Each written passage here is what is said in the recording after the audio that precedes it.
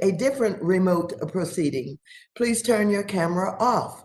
If members wish to be recognized during the hearing, please identify yourself by name to facilitate recognition. I would also ask members to be patient as the chair proceeds, given the nature of conducting committee business virtually. And so now I will yield to myself 5 minutes for an opening statement. 4 minutes for an opening statement. This hearing is entitled Justice for All, Achieving Racial Equity Through Fair Access to Housing and Financial Services.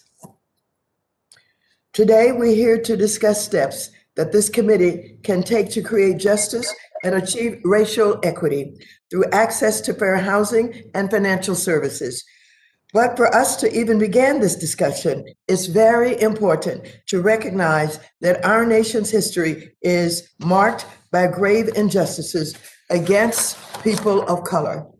From the enslavement of people of African descent, to the displacement and subjugation of Native people, to the internment of Japanese Americans, to the exploitation and mistreatment of immigrants and migrant workers, to name some examples.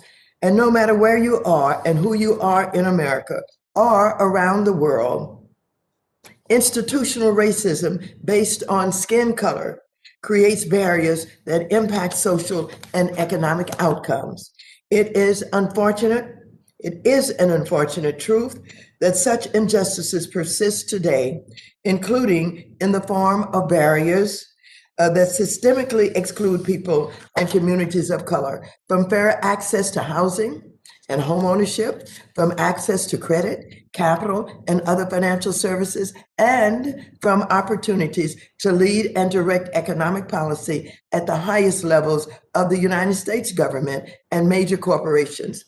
All of these barriers have drastically curtailed opportunities for communities of color to build wealth and thrive in our society. For example, a 2018 report by Rowe News found that modern day redlining persisted in 61 metro areas, even when controlling for applicants' income. Just last month, the media reported that after a Black couple restaged their housing to look like a white family lived there, the appraisal value of their home increased by 50%. A 2019 FDIC report revealed that even though unbanked rates are at the lowest since they started their survey in 2009, unbanked rates remain the highest for Black and Latinx households. Without access to address these and other disparities, the racial wealth gap will just continue to widen. Communities of color have seen these barriers grow stronger during the COVID-19 pandemic. Data shows that minority-owned businesses have shuttered more than their white-owned counterparts and have experienced more challenges accessing federal financial relief. Racist hate crimes against our Asian neighbors have also skyrocketed during the pandemic. It is also unacceptable that the government leadership who oversee economic policy and financial regulation and corporate leaders are not reflective of America's racial and ethnic diversity, which may exclude perspectives from people of color who have historically been disadvantaged. There has still never been a Black chair of the Securities and Exchange Commission or a Black chair of the Federal Reserve Board of Governors. And in the early months of this year, 2 Black women have been placed at the helm as CEOs of Fortune 500 companies, the only 2 Black women among 40 women running America's largest corporations. So I'm very pleased that members of the committee are putting forth legislation that taken together would make our housing and financial systems fairer and more equitable, including by providing down payment assistance for first-generation home buyers, strengthening minority lending institutions, and requiring diverse candidate slates for senior positions. I look forward to discussing these and other measures today. And I now recognize the ranking member of the committee, the gentleman from North Carolina, Mr. McHenry, for 4 minutes. Well, thank you, Chairwoman Waters. And let me begin by being very clear. Racism is real. We all know that the way to fix a problem is to acknowledge it, to understand it, to address it. So that's what we're going to try to do today within our committee's jurisdiction. So let's just start with the facts. Over the last several decades, we've seen Congress act to make credit and housing discrimination on the basis of race illegal. That's good. That's strong. That's a good start. And in recent years, our economic system has brought us the best results for Americans across the board. In September 2019, African American unemployment reached a record low of 5.5%. Hispanic unemployment dropped to 3.9%, and Asian American unemployment dropped to 2.5%. We saw average income on the rise. We finally saw median income for every race rise. This isn't theoretical. This is real, tangible improvement. Let me be clear, this does not mean that every family benefited from these improvements, but the pre-pandemic data shows that there is significant improvement for communities of color and all communities. Now, a once-in-a-lifetime pandemic has erased many of these gains for millions of Americans. The question is, how do we help those most in need?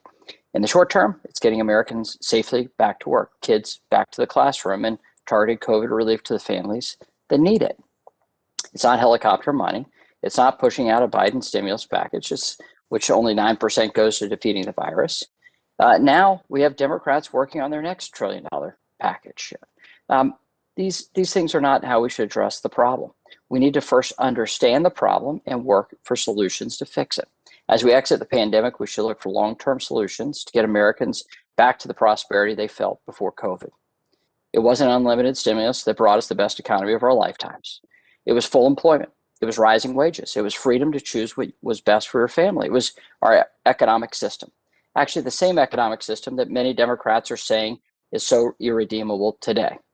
You don't get rid of the car when your engine light comes on, check engine light comes on. You try to fix the problem. That's what we need to do today, is to understand the nature of the problem, where it's happening, where it's occurring, and look for solutions to fix it. To start, racism of any kind is unacceptable, and it should be rooted out anywhere it occurs. Next, we must make it our mission to ensure all students have access to an education that will set them up for success. During our recent committee markup, Republicans offered amendments to give money to schools that actually had a plan to reopen. But our Democrat colleagues blocked those efforts. We should also eliminate the barriers that keep lower income Americans from saving and investing in their future. Unfortunately, the bills Democrats attached to today's hearings resemble a grab bag of long-held priorities rather than targeted solutions to address the problem. I hope that today we can do more listening than speaking, a lot more learning when we're open to hearing about the nature of the problem and the potential solutions. So, Madam Chair, I look forward to this, the discussion today, and I thank you for holding today's hearing, and I thank the witnesses for taking time out of their busy schedules to help make Congress better policymakers. And with that, I yield back. Thank you very much. I now recognize the chairwoman of the Subcommittee on Diversity and Inclusion, Ms. Beatty, for 1 minute. Thank you, Chairwoman Waters, for tackling racism in housing and financial services. We must do all we can to ensure that women and people of color have equitable access to home ownership and financial service products and services. Also, thank you for your leadership ensuring that $25 billion in housing is included in today's American Rescue Plan. The statistics and research show us that we must continue to challenge financial institutions to provide more access to capital to minority and women-owned businesses. The future of the United States economy depends on the full economic inclusion of all Americans. Diversity, equity, and inclusion must be at the core of our strategic plan to rebuild the American economy, and it continues with this hearing today. Thank you, and I yield back. Thank you. I now recognize the ranking member of the subcommittee, Ms. Wagner, for 1 minute. Thank you, Madam Chairwoman. As the ranking member of the Subcommittee on Diversity and Inclusion, Chairwoman Beatty and I have spent the past 2 years on this committee seeking to ensure that low-income families have access to the formal banking system so that they can support their families by saving and investing. As childcare and higher education costs skyrocket above the rate of inflation, home prices become far more expensive than even 2 decades ago, and interest rates fall. We must partner together to address these challenges, lower costs, and help families thrive. Access to safe and affordable financial services is critical, especially among families with limited wealth, whether they are looking to invest in education, start a business, or simply to manage the ups and downs of life. I thank you for this hearing. I look forward to hearing from our witnesses, and I yield back. Thank you very much. I want to welcome today's distinguished witnesses to the committee. First, Nikitra Bailey, who is Executive Vice President at the Center for Responsible Lending. And next we have Paulina Gonzalez-Brito, who is the Executive Director at the California Reinvestment Coalition. Next, we have Rashid Robinson, who is President of Color of Change. Then John C. Yang, who is President and Executive Director of Asian Americans Advancing Justice. Ayan Rowe, who is President and co-founder of Vertex Partnership Academies. Without objection, your written statements will be made part of the record. Each of you will have 5 minutes to summarize your testimony. You should be able to see a timer on your screen that will indicate how much time you have left, and a chime will go off at the end of your time. I would ask you to be mindful of the timer and quickly wrap up your testimony if you hear the chime. Ms. Bailey, you are now recognized for 5 minutes to present your oral testimony. Good morning, Chairwoman Waters, Ranking Member McHenry, and committee members. Thank you for the opportunity to testify for today's hearing. I am an Executive Vice President of the Center for Responsible Lending, an affiliate of Self-Help, one of the nation's largest community economic development lenders. The reckoning on racial injustice continues in our country today. Our nation's discriminatory housing policies are at the root of many of the systemic injustices that have sparked so many people-led protests.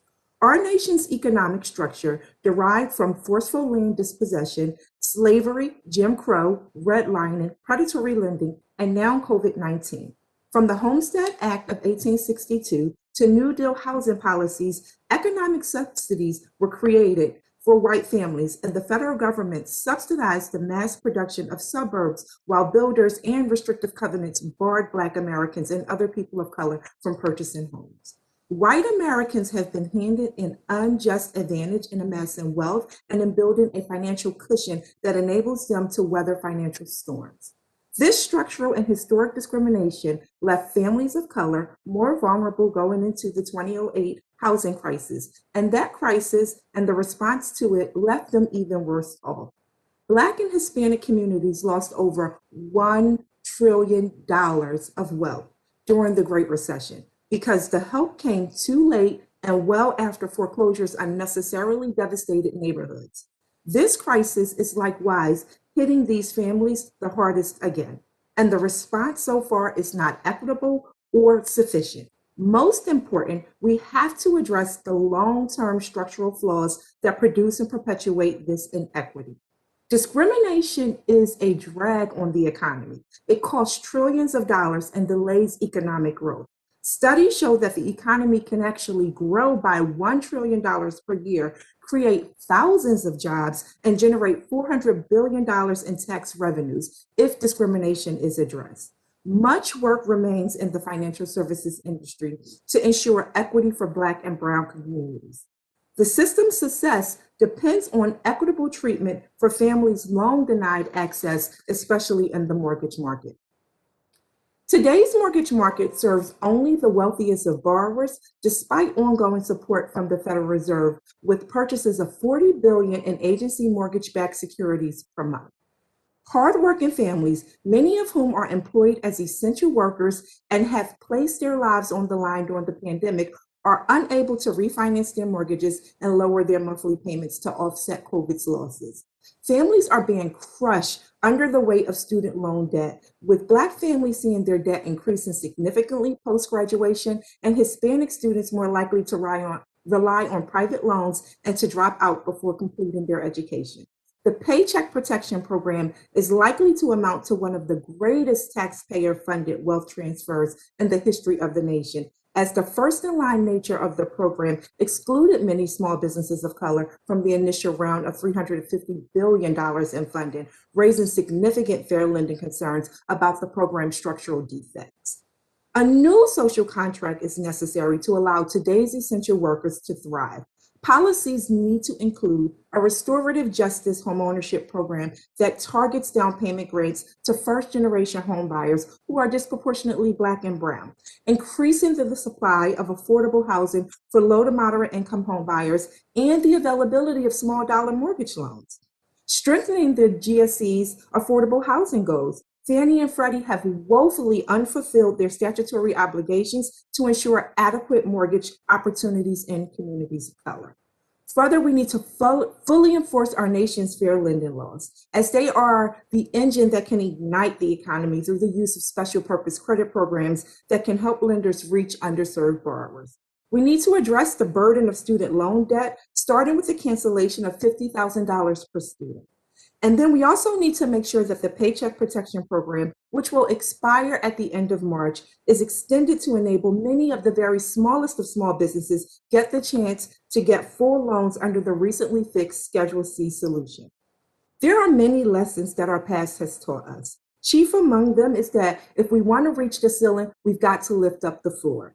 Action is needed now so that our children are free of discrimination's burdens. Thank you, and I look forward to answering your questions. Thank you very much, Ms. Bailey. Ms. Gonzalez-Brito, you are now recognized for 5 minutes to present your oral testimony. Thank you, Chairwoman Waters, Member McHenry, and the committee for the invitation to join you today in this important hearing. Good morning. My name is Paulina Gonzalez-Brito. I am the Executive Director of the California Reinvestment Coalition. I am Purépecha, Mestiza, Chicana. My people come from the original peoples of Michoacán and Zacatecas, Mexico. My abuelito, my grandfather, born in the U.S., repatriated to the U.S. after being deported from Arizona in the 1930s. He was then lucky enough to buy a home in Southeast Los Angeles. The neighborhood where he bought a home was designated yellow in the HUD redlining map, which was used to indicate areas that were under threat, and I quote, under threat of infiltration by Mexicans. We were the Mexicans they were worried about. Over time, as more Mexicans moved in, that yellow area was zoned industrial. A Chevron oil plant is now located just a couple of blocks from my abuelito's home. The U.S. banking system has failed Black, Indigenous, and people of color. This failure is not an accident, but a deliberate structural and systemic design. The myth of personal agency and bootstraps easily falls apart when we begin to look closely. You see, some of us don't have bootstraps. They were cut off when we were denied intergenerational wealth through historical redlining, which has resulted in a white homeownership rate 30 points higher than Black homeownership rates and 26 points higher than Latinx homeownership rates. Yet our people, like my abuelito, persisted. And if some of us choose to take out a loan to buy some bootstraps to pull ourselves up during a time of crisis, we face more barriers. A study released recently found that predominantly Latinx neighborhoods in Los Angeles, which were especially hard hit by COVID, received $367 in PPP loan money per resident compared to $666 per resident in white neighborhoods. Yet, against all odds, Latinx small businesses do all they can to keep their doors open. Some of us had our bootstraps stolen off our feet through the subprime mortgage crisis. Latinx and Black households experienced a loss of wealth far greater than white households. The wealth made up of millions of foreclosed homes, homes that once belonged to families were then transferred to Wall Street corporations.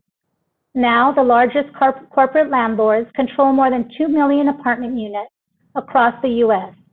These corporations have amassed $300 billion for the prospect of purchasing pandemic-hit real estate and have filed to evict more than 16,000 people, 16,000 in the first 2 months of 2021. Black and brown families and small businesses who tend to have less wealth to absorb the economic crisis will face higher rates of eviction and permanent closure. So what to do? Well, it's going to take more than taking a knee. Race-conscious policy is the solution, starting with the Community Reinvestment Act. The CRA came into being to directly address the racist history of redlining, but it has been interpreted to focus only on income. To finally address redlining as was intended, the CRA must evaluate how and if banks are meeting credit and financial service needs by race and ethnicity. Additionally, all financial institutions should be subject to periodic racial equity audits. These audits should analyze the following: diversity hiring, mitigation and reparation efforts for discrimination and harm inflicted upon communities of color, and whether bank lobbying efforts advance or impede racial equity, and if banks are supporting the political fortunes of white supremacists. We also need to increase housing security. Federal agencies and banks should develop policies that prioritize home preservation, but where foreclosures cannot be avoided, they should favor property donations or discounted sales to community land trusts and nonprofit affordable housing developers instead of Wall Street. We should rehabilitate the Weekend Home Mortgage Disclosure Act so that we know if banks are lending to people of color. And similarly, we need to advance fair lending by securing a strong Section 1071 small data collection rule.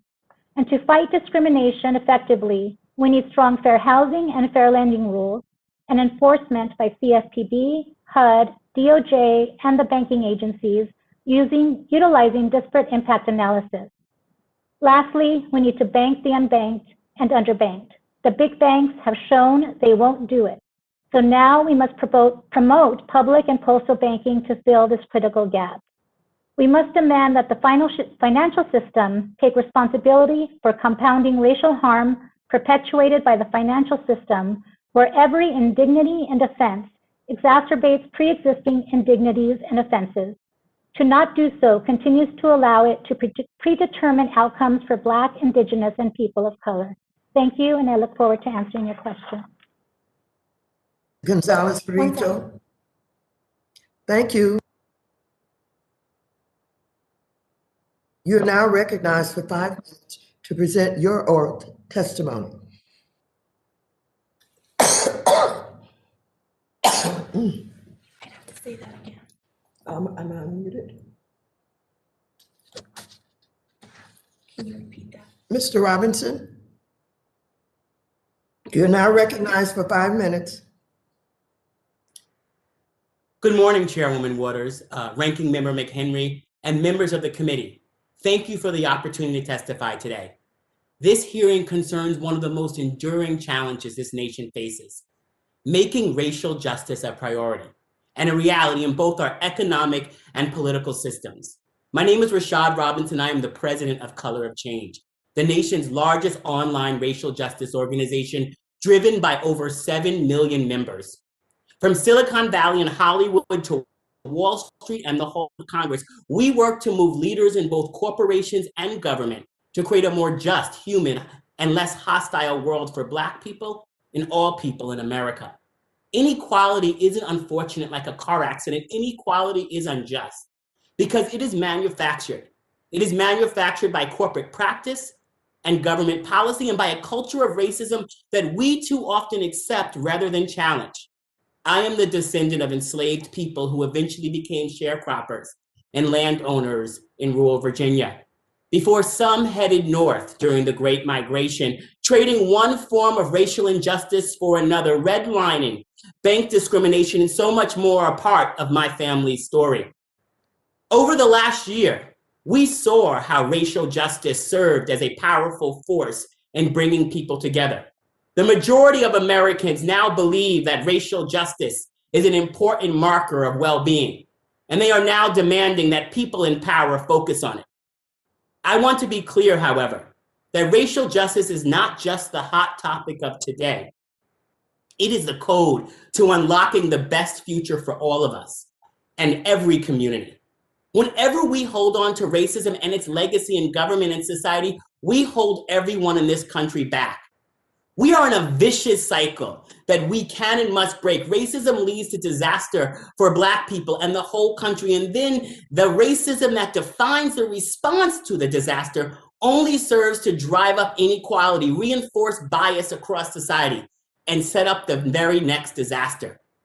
The COVID-19 pandemic further exposed the systemic racial inequalities that exist in America's financial systems, making it even harder for Black-owned businesses to compete.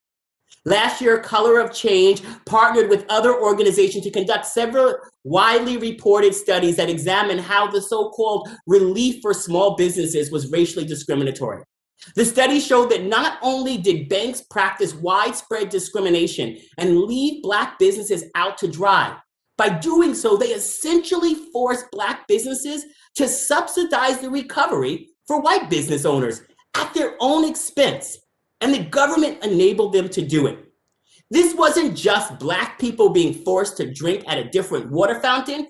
There was no second water fountain for Black business owners at all. You might ask yourself how the banks were able to get away with this. It's simple. Under our current financial systems, the banks get to pick and choose their favorite borrowers and move them to the front while no one is watching. This is how America still works right now.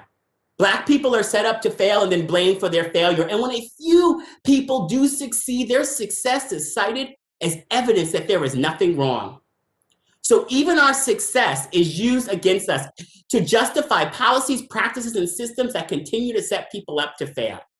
That is why we recommend that Congress adopt a racially just policy-making approach.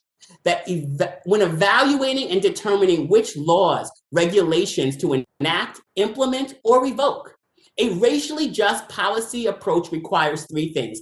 First is resources. We need resources to move money to Black people to achieve equity. Our study found that the majority of Black and Latinx small business owners said direct grants would be most beneficial to them. Second, for progress to be realized, it is essential that every policy that distributes federal dollars is evaluated and measured for its impact on racial equity. And finally, racially just policymaking requires strong commitment to enforcement. Having non-discriminatory lending laws is meaningless when there is no one to stop the banks from engaging in modern-day redlining to deny Black people home ownership. Thank you for this opportunity to testify today. I look forward to the questions about the most effective ways to end racism that defines so much of people's lives in our country and is holding all of us in our country back. Thank you, Mr. Robinson. Mr. Yang, you are now recognized for 5 minutes to present your oral testimony. Thank you very much, Chairwoman Waters, and thank you to Ranking Member McHenry and the members of this committee. I appreciate the opportunity to testify before all of you. My name is John Yang. I'm the President and Executive Director of Asian Americans Advancing Justice, AAJC. Specifically, I want to appear before you to talk about the special challenges facing the Asian American and Pacific Islander community. In discussing these issues, it is important to understand what our community is and what our community is not. The Asian American and Pacific Islander community is not a monolith. It encompasses over 50 different ethnicities and over 100 different languages. Our communities include social and economic indicators that defy the norm. And here, principal among that is income disparity. Now, while income inequality has grown in the United States over the past 50 years, this experience is particularly acute for Asian Americans. And here, I want to dispel the model minority myth that all Asian Americans are doing well and are leading with respect to economic indicators. Now, it is certainly true that for certain Asian Americans, the income distribution has shown great growth with respect to Asian Americans, at defying most norms and at a level that is unequal or above all other racial groups. But at the same time, if you disaggregate that data, it is also true that certain Asian Americans are at the lowest end of that growth that we have seen in the past 50 years. Stated differently, our community has become further polarized in terms of that wealth gap. Now, often lost in this broad brush used to paint Asian Americans are the inequities created by language access. Nearly 2/3 of Asian Americans are immigrants, and over 50% of Asian Americans have limited English proficiency. So even prior to the pandemic, limited English proficient individuals have limited employment opportunities and often have difficulty navigating the housing and financial services. During the pandemic, we have heard many stories of people's inability to access unemployment benefits. These access issues were compounded for people with limited English proficiency. Furthermore, information about relief programs was slow to be relayed to the limited English proficient population, if they were relayed at all.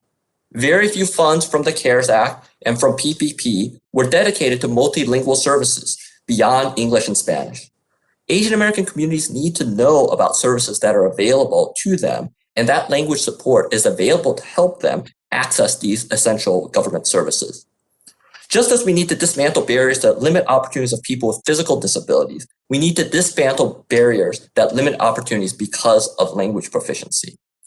Look, the lives and livelihoods of Asian Americans, just as all Americans, have been hit hard because of COVID-19. For example, in New York City, in a report issued by our community partner, Asian American Federation in New York, the pandemic has created record job losses for Asian Americans, with a 6,000% increase in unemployment benefit applications in February through June of 2020. Asian Americans suffered the largest increase in unemployment amongst all racial groups, going from 3.4% in February 2020 to over 25% in May 2020. Compounding these devastating health and financial impacts is the onslaught of anti-Asian hate that we have seen, directing racial harassment and violence toward Asian Americans who were wrongly blamed for COVID-19 and wrongly blamed for this pandemic. Now, while hate incidents have targeted our community over this past year, we know that this is something that our communities had lived with for a long time. In this past year, over 4,000 hate incidents targeting Asian Americans have been reported to groups like ours and a group in California called Stop AAPI Hate. And certainly racist rhetoric, use of terms such as Kung Flu have poured fuel on the fire of anti-immigrant and anti-Asian sentiment during this time. Certainly we welcome those that have condemned anti-Asian hate and violence, and we look forward to working with journalists, industry, policymakers such as you to denounce this racism that we have seen. This has impacted every aspect of our life in the Asian American community. There were 105 reports of anti-Asian incidents reported to the New York Commission on Human Rights, including reports of housing discrimination, discrimination in public accommodation, and harassment during this past period. A McKinsey report said that misguided fears about the virus effectively shuttered businesses in many Asian American cultural districts a full month before the lockdowns began nationwide. Asian American businesses are overrepresented in some of the sectors that have suffered the worst economic effects of the pandemic, including with respect to accommodations, food service, retail, and education services. So we call on policymakers to enact long-term institutional change to address not only the crisis at hand, but to focus on changing the systems and environment that have allowed these inequities to thrive. We look forward to working with all of you. Thank you very much for this opportunity, and I look forward to your questions. Thank you, Mr. Yang. Mr. Rowe, you are now recognized for 5 minutes to present your oral testimony.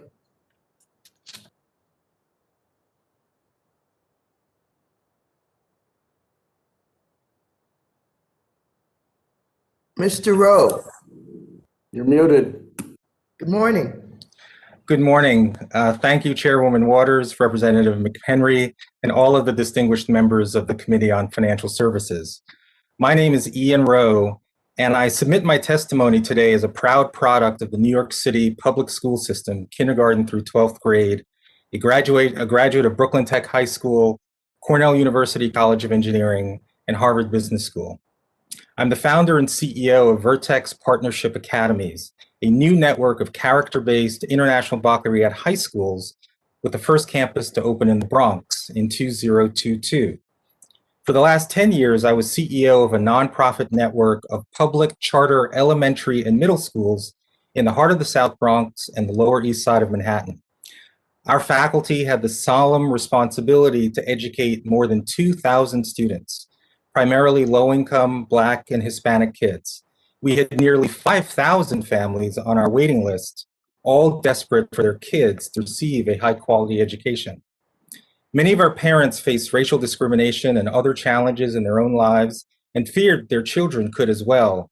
But these parents chose our school because they wanted their children to develop the skills and habits to become agents of their own uplift, even in the face of structural barriers.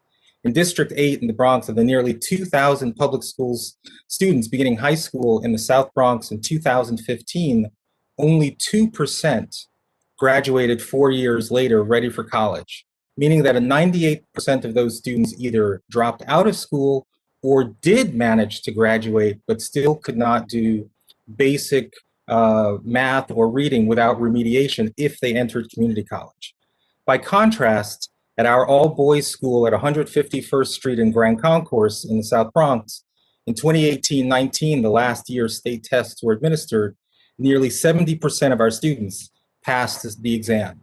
I share this data because as a country, as we have these conversations around race, we have to recognize that many of the disparities that we see later on in financial wealth, home ownership, educational achievement originated much earlier. If only 2% of Black and brown kids in the district I serve are graduating with basic skills, why do we think it's reasonable to expect that they're going to flourish in the workplace or higher education, starting businesses, getting married, having children within marriage, or any of the behaviors that we typically associate with young adulthood and entry into middle class or beyond? And if we're focused on upward mobility, we should also be wary of the goal to achieve racial equity. Again, in education, only 1/3 of all 8th grade students in the country are reading at grade level.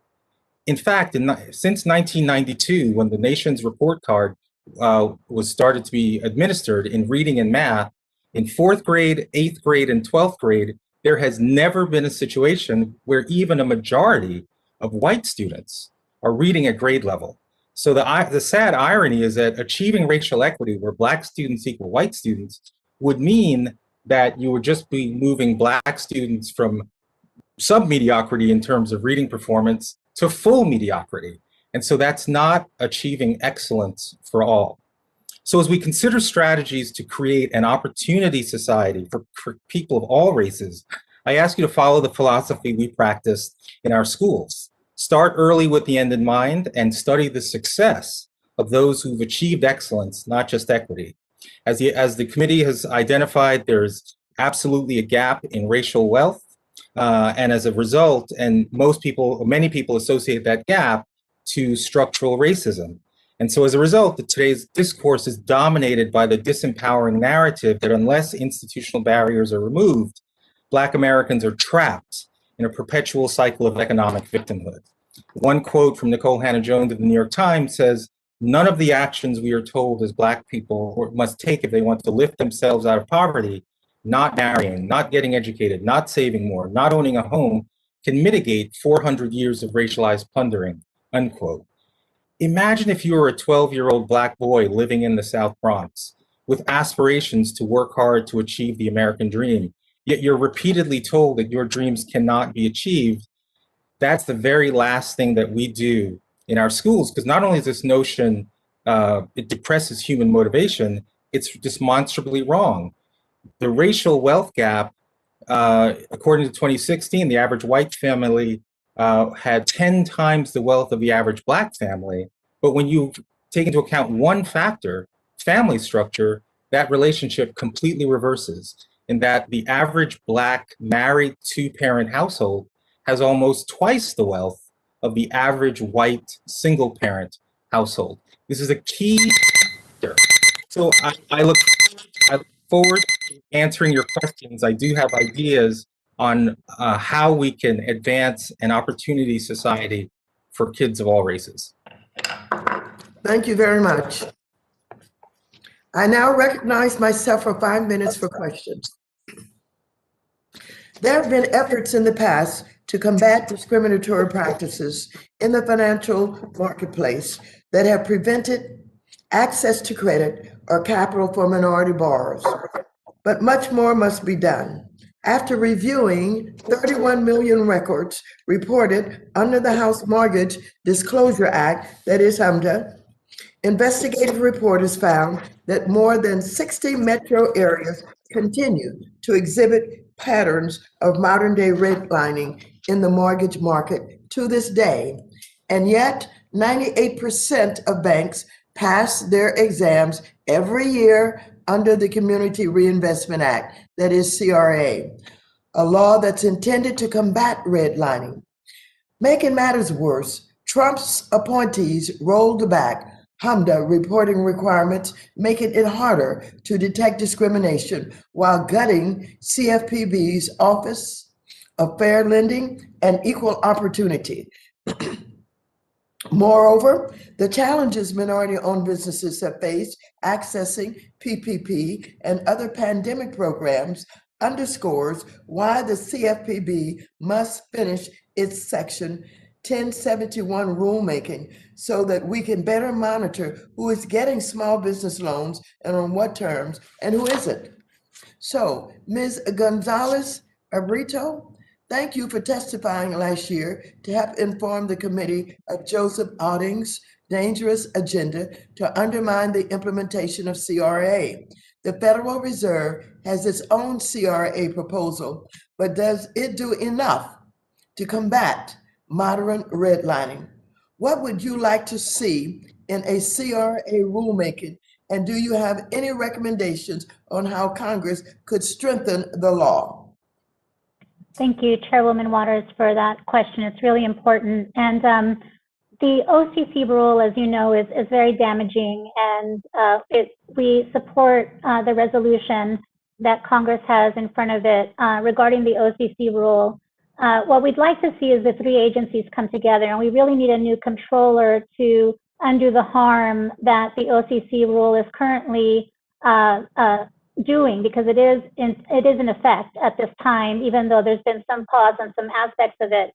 Under the Federal Reserve current rule that is being proposed, there are very strong aspects of it, including the fact that it is asking about race.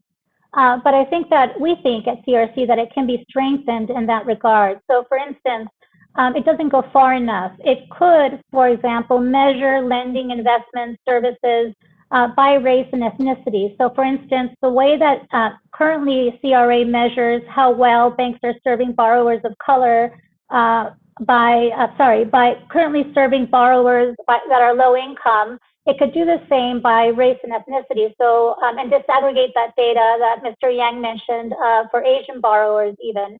So I think that would be a really important step for the Federal Reserve to take and for all three agencies to unify behind. Thank you very much.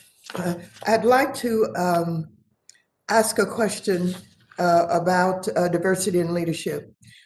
In this October 2020 report, Georgetown law professor and international economics expert, Dr. Chris Brummer, noted the historical lack of Black appointees at the federal financial regulatory agencies. He concluded that since the inception of the congressional confirmation process, only 10 of 327 regulators have been Black. The SEC, FDIC, CFTC, and the Federal Reserve have never had a Black person at the helm. I agree with Dr. Brummer's assertion that this lack of diversity in leadership has led to the exclusion and detriment of people of color, and of Black people in particular, in the development of monetary and financial regulatory policies. People of color must and should be at the table to discuss and plan with policymakers on how initiatives will most sufficiently, significantly, and prominently close the racial wealth gap. Mr. Robinson, what has your research shown about the importance of people of color being able to lead and influence housing and financial services policies that significantly impact them? Thank you, Chairwoman Waters. Well, it's incredibly important. We understand, and what we've seen time and time again, is that when institutions don't have diverse folks making decisions, they are not able to get at the heart of some of the real challenges that can both unlock opportunity, but also do the very real enforcement that's necessary. You know, part of many of the problems around racial equity in this country is that we end up designing policies that we don't enforce because we have people in place that may not understand what a scam looks like. Thank you very much. I now recognize the distinguished ranking member, Mr. McHenry, for 5 minutes for questions. Well, Madam Chair, thank you. And thank you for calling this hearing. Yeah, Mr. Rowe, I'd like to come to you to start here. We've enacted and we've had on the books now anti-redlining laws, very important anti-redlining laws, ACOA and fair housing laws, just for example, to stop discriminatory practices in housing and banking services and credit opportunities. These are very important laws. And the intent here was to stop discriminatory practices. But the hope of those writing those laws is that you would be able to eliminate racial disparities over time. Is that thinking in practice how we should approach this, or is there some other approach we should take? Well, thank you for the question. Of course, those statutes are important. It is a necessary precondition to have laws that prohibit discrimination based on race or any other set of immutable characteristics. But as I mentioned in my opening statement, the factors that drive the racial disparities that we're all concerned with are driven by a number of factors. Racism certainly is one component, but as the data shows, other elements such as academic preparation, level of education, family structure, these have deep impact on the capacity of individuals and families to be in a position to then enter financial markets, start their own businesses, purchase their own homes. And again, this focus on racial disparities, it can sound good, but when we focus solely on the prism of race, we discount all of the other key factors that can be huge levers from both a policy perspective as well as a cultural perspective. And what are those? What are those factors? Well, those let's start with education. In the communities that I serve in the heart of the South Bronx, if you are a family member who wants to send your child, given a district where only 2% of kids graduate from high school ready for college, you want the power to be able to choose a great school for your child, independent of your race, your income level, or zip code. So school choice is a fundamental element that I think is foundational to almost everything else that we're talking about. And I do think studying success is also important. There's an analysis that shows something called the success sequence. When individuals complete their education, even just a high school degree, and then get a full-time job of any kind, just so you learn the dignity and discipline of work. And if you have children, marriage first, that series of decisions, 97% of the people who followed that series of decisions entered the middle class or beyond. It's no guarantee. And within that, by the way, 91% of Black communities, millennials, achieved entry into the middle class. These are just some of the factors. I think it's very important for us to look at the whole picture of the levers that we have in our control, and most importantly, that individuals have within their control in order to. Okay, so Mr. Rowe, along those lines, the Federal Reserve Bank of Cleveland has a report from 2019. They attribute the disparities in racial income, disparities in income related to race as the primary driver of the racial wealth gap. Would you agree with that assessment? And how should we look at a solution set here? Well, it's certainly it's one factor, income, but the transfer of wealth across generations is a factor. Again, family structure, education level. It's actually one of the reasons I'm supportive of means-tested baby bonds as one policy intervention that I think has some promise. And the idea that if a child is born into a low-income family, essentially the government sets up a trust fund and is added to each year based on your income status. And at age 18, you then get that money for the restricted ability to pay for college tuition, put a down payment on a home, potentially even start a business. Those are wealth generating activities. And it's a reasonable way for the government to level the playing field for low-income kids to have an equal shot to other kids who grow up in middle or upper class families. Okay, so one example that's been talked about here on the Hill is to wipe away student debt. Well, student debt is disproportionately for graduate students and disproportionately for people that are less diverse than the broader population. So that's an example of a policy that actually doesn't get it at a solution set. So thank you for your testimony, Mr. Rowe, and I yield back. Thank you, Mr. McHenry. The gentleman from Mr. Representative Sherman is recognized for 5 minutes. Thank you. There was a time when it was the advertiser that was in the blatant position of excluding discriminated groups. The advertisement could just say, no Jews allowed, no blacks allowed. Today, it's not so much the advertiser as the advertising platform. People of color cannot respond to an ad that they don't see. Facebook requires advertisers certify that the ads comply with non-discrimination laws, but then Facebook has a secret algorithm that determines who is going to see the ad, and we have no idea whether it's discriminatory or not.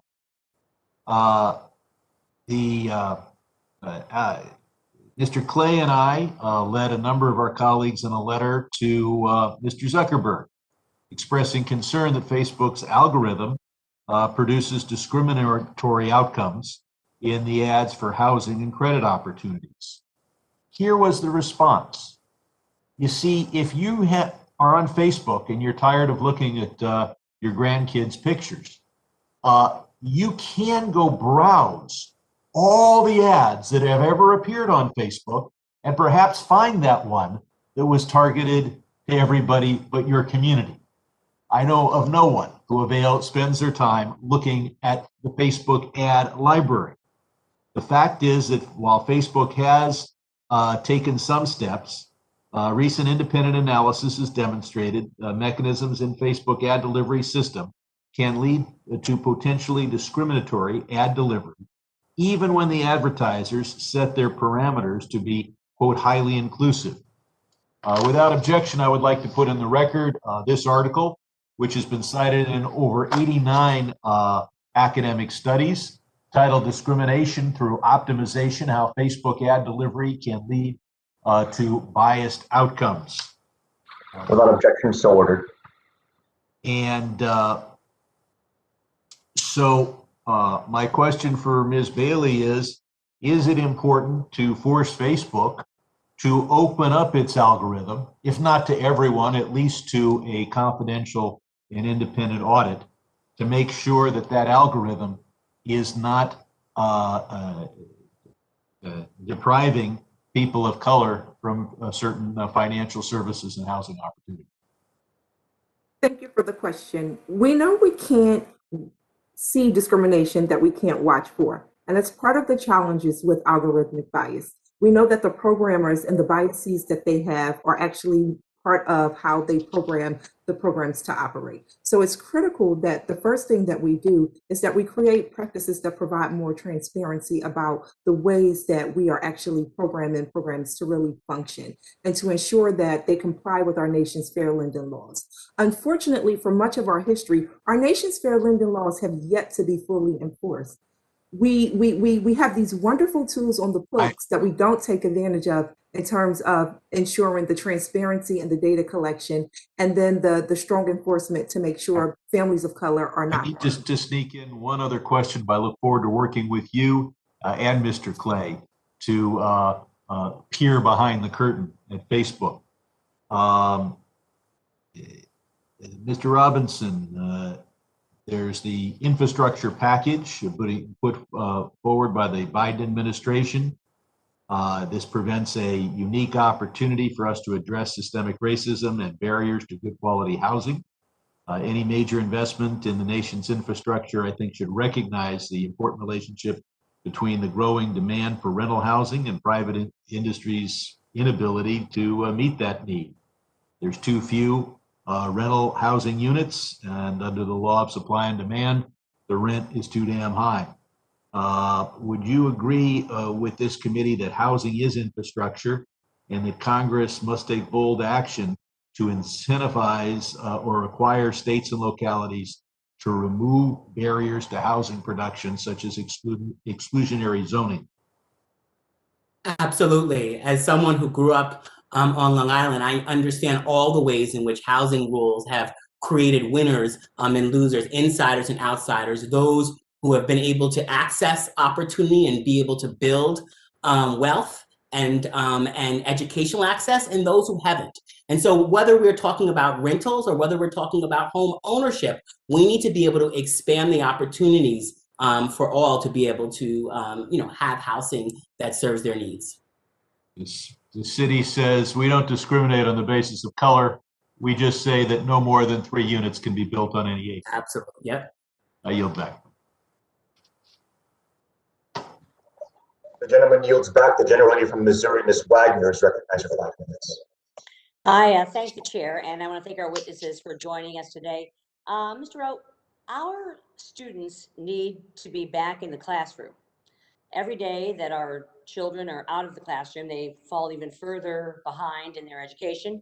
Can you address how this time out of the classroom will affect an entire generation of students I think we all want to have the ability to see succeed and achieve their dreams? Thank you for the question. Well, it was a year ago that almost exactly this time where on a Friday, all of our nearly 2,000 kids were in class. And then the Monday, we literally had to move into remote learning. And, I think most school districts across the country were not prepared. I mean, we set up Wi-Fi hotspots in the housing income projects. We set up study areas in homeless shelters where our kids were going to school, and we set up an apparatus to do what we believe is effective remote learning. But there's nothing that can replace the environment of being in a physical classroom, the level of accountability, the level of interaction. Let me also say that even as it relates to abuse and other factors that we as an official school system, we can work with families if they're having issues. Much of that has been divorced. And so even today, I'm concerned that we need to prioritize getting teachers vaccinated so that we can get kids back into school. I think it's a national priority. I agree. Last Congress, Mr. Rowe, I submitted a request to GAO's Financial Markets and Community Investment Team to study efforts by financial and insurance firms to increase women's participation in STEM programs. The study is still ongoing, and I look forward to reviewing the final report, and I believe that its findings will reveal probably the best innovative solutions our private sector has to offer when it comes to increasing the level of women in the financial services industry. Mr. Rowe, as someone who has run public charter schools in low-income communities as you have, could you tell me about your experiences with our education system engaging female and minority students to participate in STEM education and financial literacy? Well, thank you for the question. So the network that I led for 10 years was a network of single-sex schools.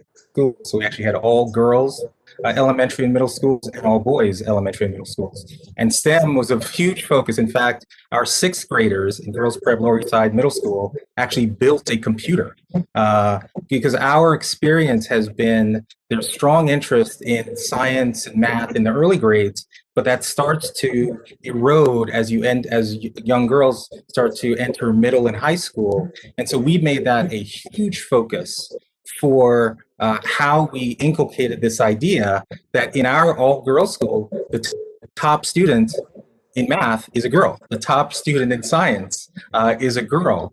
And we also, in terms of college access, we also wanted to expose our students to programs that were open to them at NASA and others. Yes. And so we even started college savings accounts for our students starting in pre-K. So starting at 4 years old and matching that every single year so that each student knew that they were building the capacity to attend the schools that they would be academically prepared for in STEM and other fields. That is absolutely tremendous, and I think you're right. When young girls have the exposure, they absolutely excel. A major factor when examining the wealth gap is wage disparities. STEM occupations have higher salaries in the United States. The average salaries of jobs in science, technology, engineering, and mathematics fields are almost double the national average of salaries in non-STEM fields. Although some progress has been made, and when you've explained a little bit of that, there is still significantly lower number of women and minorities in these professions. What other steps can be made to increase the number of women and minorities in STEM fields, Mr. Rowe? Let's increase school choice at the middle school and high school level so that there are more great schools. Again, in the school that we're launching next year in the heart of the South Bronx, we will have industry partnerships so our students in 10th, 11th, and 12th grade can be studying computer science with corporations in those industries so they can graduate from high school with an industry credential with labor market value. It starts with school choice. I couldn't agree more. I thank you. My time's expired, and I yield back. Thank you, Ms. Wagner. The gentleman from Georgia, Mr. Scott, is recognized for 5 minutes. Thank you very much, Mr. Chairman. Now, let me explain the situation.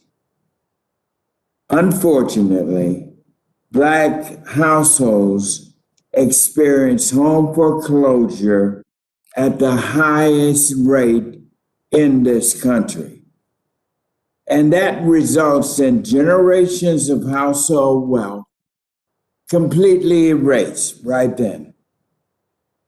And now during this pandemic, we also know that Black households are the hardest hit by the COVID-19 disease and experience the highest unemployment hardship.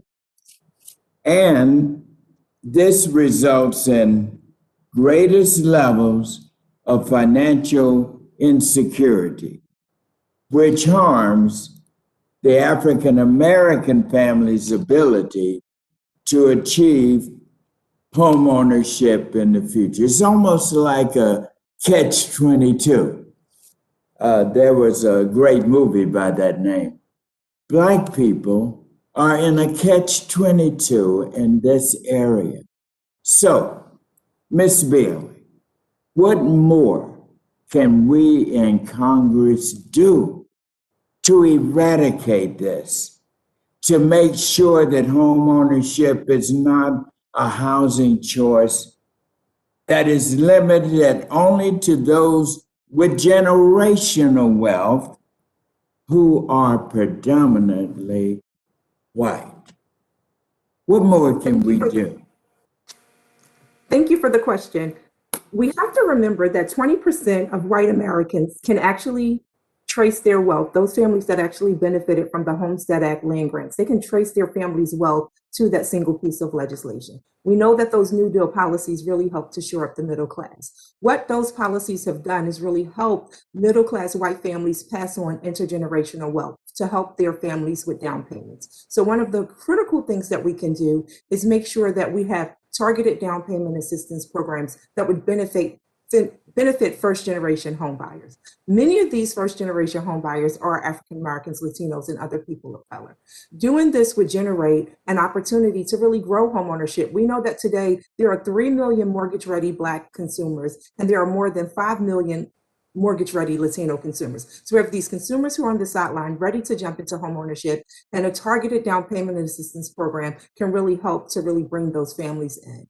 What's good about this program is that it won't just help those families, it's actually going to help the economy overall. Studies have shown that addressing discrimination, including the discrimination in housing, has a chance to help grow the economy and help us to see economic growth around $1 trillion a year.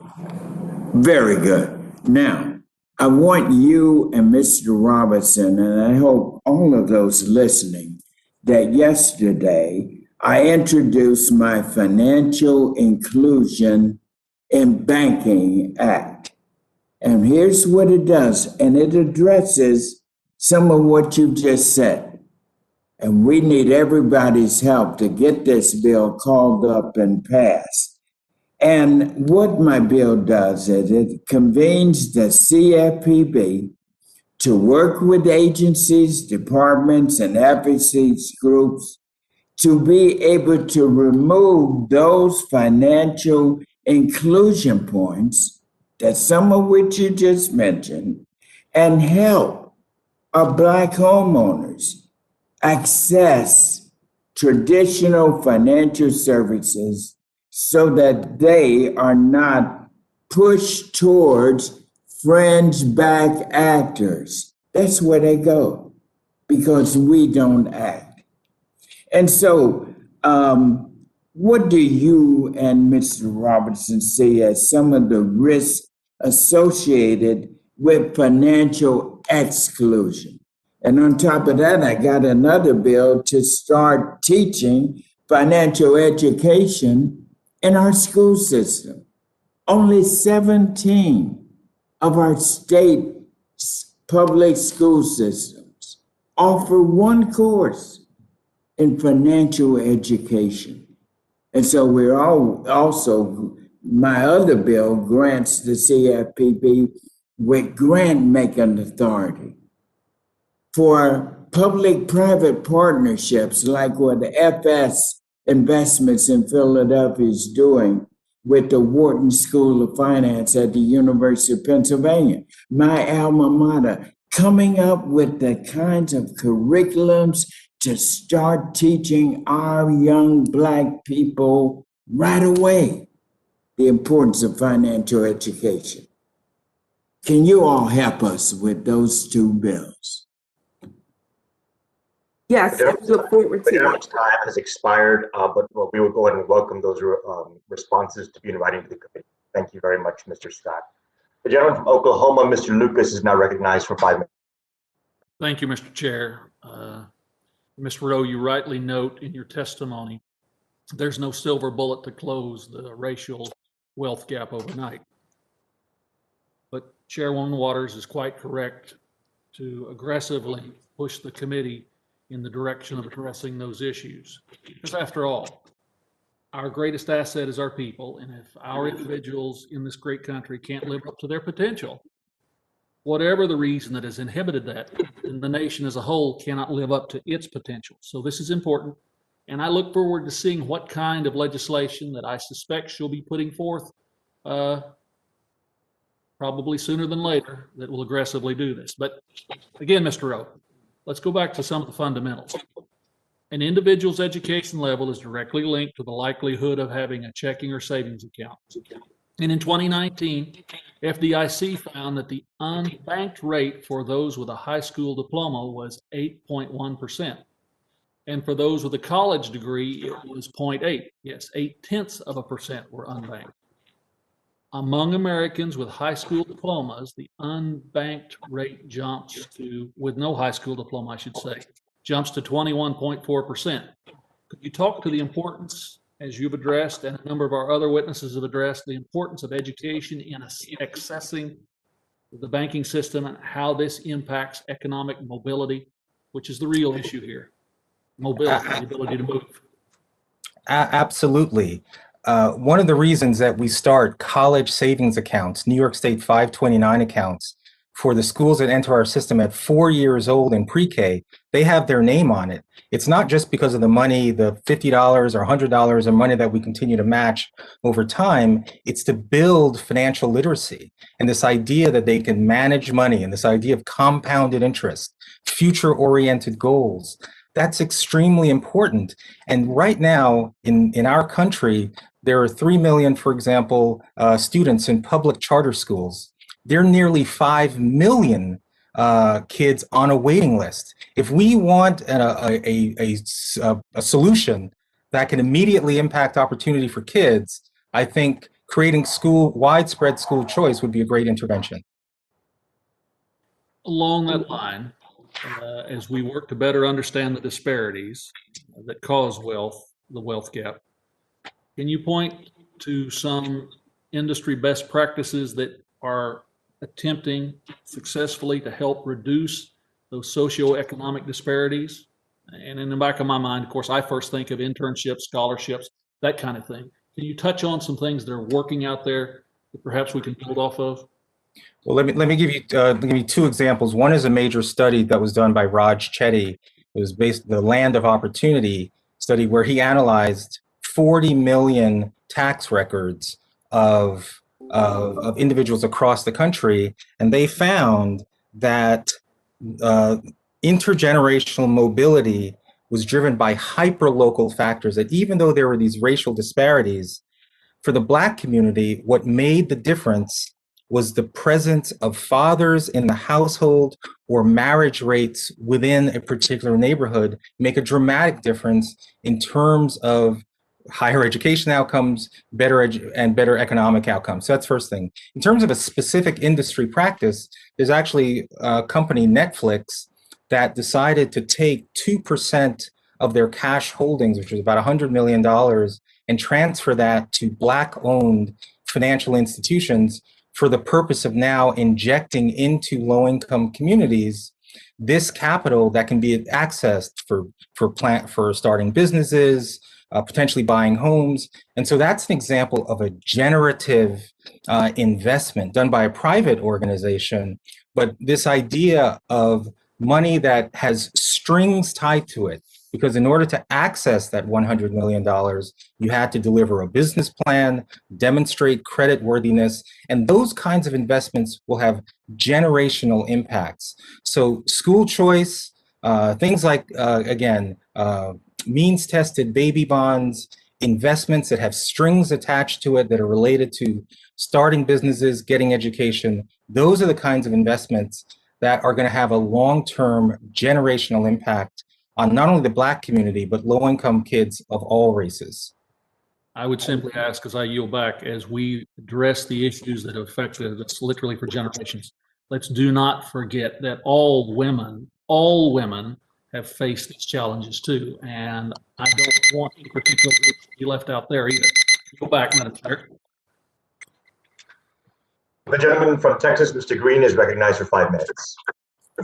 Thank you, Mr. Chairman, and I shall move expeditiously. I'd like to move quickly to Ms. Bailey. Ms. Bailey, can you hear me? Yes, thank you. Ms. Bailey, a question for you.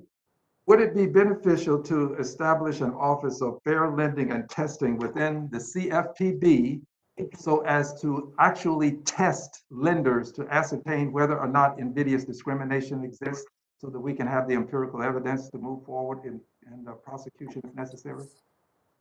Strengthening our fair lending laws and strengthening and utilizing the Equal Credit Opportunity Act is always critically important, and partnering with the borough and getting it to do and take Ms. Bailey, because my time is limited and I've got needed. about 6 questions, I'm going to interrupt, so please forgive me, okay? But would it be beneficial to have such an office for testing in the CFPB? Yes, testing is critical. Okay, thank you very much. Let's move on to the next one, because I'm very, very concerned about a number of things. Would it be beneficial to have a minority business development administration that would be devoted exclusively to supporting the growth and expansion of minority businesses enterprises by providing technical and managerial expertise, as well as other support and resources? Would such an office be of benefit to minority people, Ms. Bailey? Yes, having more support for small businesses of color is critical. Ms. Bailey, would it be beneficial to have banks rated for their diversity and inclusion? Currently, they're rated for other things, but I'd like to add this to the list. Would it be beneficial? Ms. Bailey? Yes, we know that diverse firms actually outperform non-diverse firms, so absolutely, yes. Okay. All of these things relate to legislation. I just have to succinctly ask these questions. Should Fannie and Freddie be required to reinstate the preferred language question it removed from the Uniform Residential Loan application? And I'd like for Mr. Yang to answer that question. Mr. Yang, your response, please. Absolutely. Ensuring that Asian languages are covered and our communities are addressed is important to us. Thank you very much. Ms. Bailey, I'm back to you again. Should borrowers be allowed to have non-traditional data such as utility bills, scored on an optional basis such that it might improve their credit scores? Yes, we actually don't get rental history and credit scoring today, and that's part of the problem. So yes. And finally, with the questions, and then I'll have a comment. Does matched pair testing provide empirical evidence of invidious discrimination in housing space? Yes, and the National Fair Housing Alliance has done tremendous work in this realm and are wonderful partners on this effort. According to them, we see increased evidence of discrimination every year. So absolutely, yes. Thank you. All of my questions were questions related to bills, 6 bills that we have pending. And these questions go right to the heart of each piece of legislation. But now I'd like to close with this, if I may, because this is historic. What we're doing today is unlike anything I've seen since I've been in Congress. And I've been here now for more than 15 years. Ms. Bailey, you've been a part of this process for some time. Do you agree that this is historic? Yes, sir.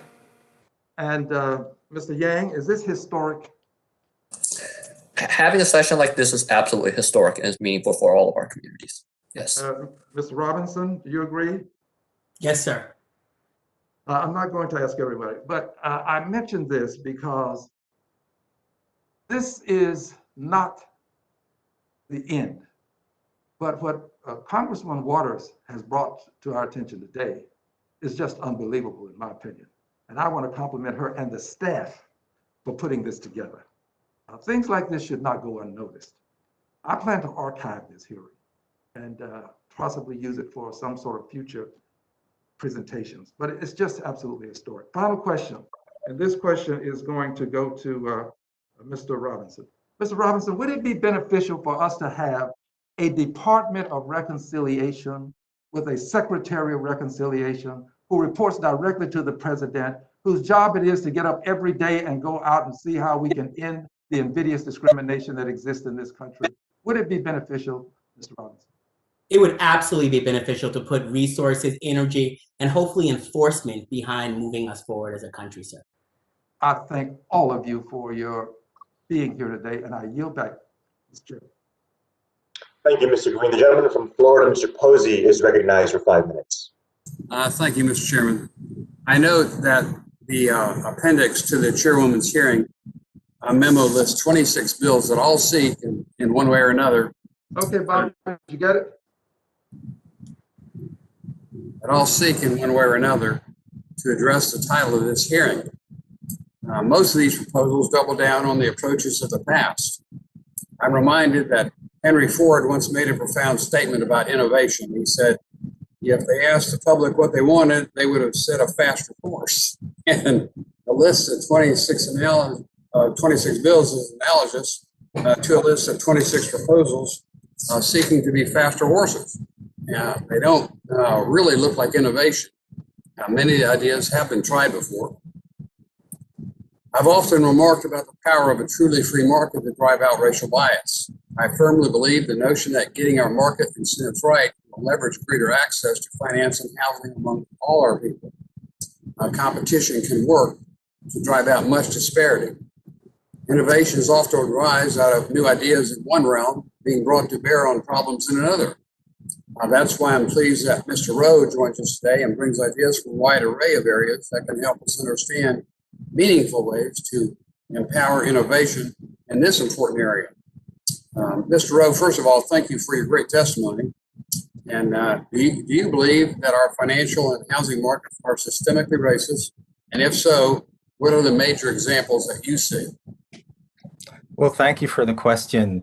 There are obviously barriers to allow Americans of many backgrounds to access financial markets, housing. I've committed my life to ensuring that we achieve excellence for all. And it's why I so stress that the issues that we're trying to focus on typically, and in the vast majority of cases, originated many years earlier, most notably in the lack of opportunity to have access to great public schools.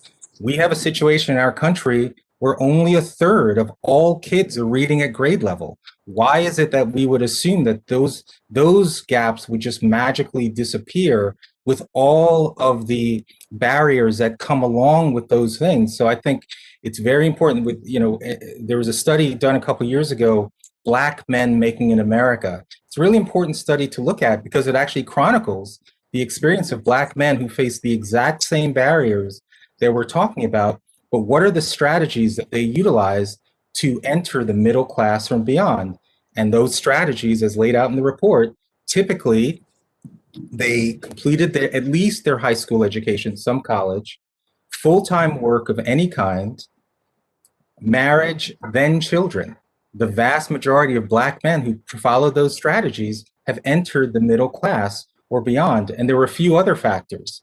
Typically, they had some kind of faith commitment, they were in the military, and most importantly, they had a sense of personal agency, in the sense of even in the face of structural barriers, there had the individual power to overcome them. That's different from saying that they needed to pull themselves up by the bootstraps. But what I do think that report suggests is that it's really crucial that we emphasize the role of school choice to be that first rung on the ladder of economic opportunity and strong families. That's the foundation that over time I believe will be a much more effective strategy to address the issues that we're all concerned with. Thank you. Can you share a little bit how a free competitive market drives out discrimination, and if there are areas where markets need help in this regard, what might it be? Well, when we educate our kids in our schools, we don't say to them, we want you just to be as good as white people. The vast majority of our kids in our class are Black and Hispanic. We don't seek out racial equity, we seek excellence for all. In order to achieve excellence for all, you have to be exceptional. And so our schools are operating on this idea of hard work, and that there are principles around family, faith, hard work, entrepreneurship, strong education. These are the foundations that it will equip you to be successful regardless of the overall environment. And let me say, in the absence of those things, it's almost guaranteed that you will not be successful. Sadly, I see my time has expired, so I yield back. Thank you. The gentlelady from New York, Ms. Maloney, is recognized for 5 minutes. Thank you, Chairman. This past Sunday, we commemorated 56 years since Bloody Sunday, when our late colleague, John Lewis, and hundreds of other civil rights advocates were brutally attacked as they marched across the Pettus Bridge to secure one of our most fundamental rights, the right to vote. We've made some progress in those 56 years, but nearly not enough. And the health and economic crisis wrought by the coronavirus pandemic have only exacerbated underlying inequities in our society. Federal Reserve Chair Powell testified before this committee 2 weeks ago that the economic downturn has not fallen equally for all. He said, and I quote, "The high level of joblessness has been especially severe for lower wage workers and for African Americans, Hispanics, and other minority groups," end quote. With our COVID response, we've tried to create equitable distribution of relief to fight the disproportionate effects felt by most BIPOC and other underserved communities.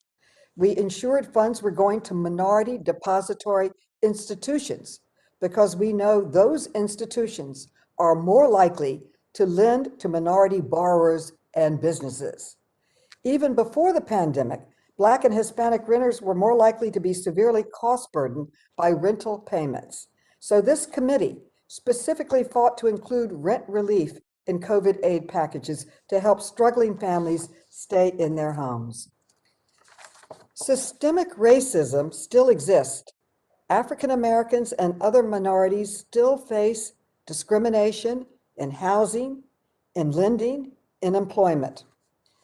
There isn't one blanket solution to address systemic racism, but just because it's hard doesn't mean we shouldn't try. My question to the panel, as we are looking to recover economically from the coronavirus and look for ways that we can proactively address systemic racism and inequities in our housing and financial system, what should this committee consider as key elements of a package to address systemic racism and to ensure we build back better for all individuals, not just for some? Is it enforcement of existing laws? Do we need new protections, new programs with a focus on minority borrowers? What exactly do we need? Maybe let's start with Ms. Nikitra Bailey first, and then Ms. Gonzalez-Brito, and then the other panelists. Thank you. Thank you. And I have to say thank you for the Homeownership Assistance Fund that was in the last package that this Congress just passed. That Homeownership Assistance Fund is really going to help struggling homeowners. So that's the very kind of thing that we need to continue to see. Next, we need to see this targeted down payment assistance program. It is something that will help generate billions in revenue and help first generation home buyers get into the marketplace, which will help them build long-term and sustainable wealth. I also want to talk about fully enforcing our nation's fair lending laws. 102 years went by before the first Fair Housing Act was actually enforced. It wasn't until the 68 Act that we actually saw some level of enforcement attached to fair housing. Those laws actually are there and they can really help stimulate economic growth, especially through the creation of special purpose credit programs. So I'd like to really see those laws fully enforced. And I'll pause there to give my colleagues a moment to jump in. Thank you for this important question. I want to raise one issue that is, I think Mr. Rowe's not truly understanding equity in terms of what it means in terms of equal opportunity. And then the second thing I would say around financial systems is that we need to be able to remove barriers and that there is a real responsibility for the financial systems and to remove those barriers rather than just a personal responsibility to overcome those barriers. So if we look at it that way, then this committee really has a responsibility to think about things like enforcement, as Ms. Bailey said, and we think about disparate impact and how this committee can think about using enforcement and disparate impact in that way.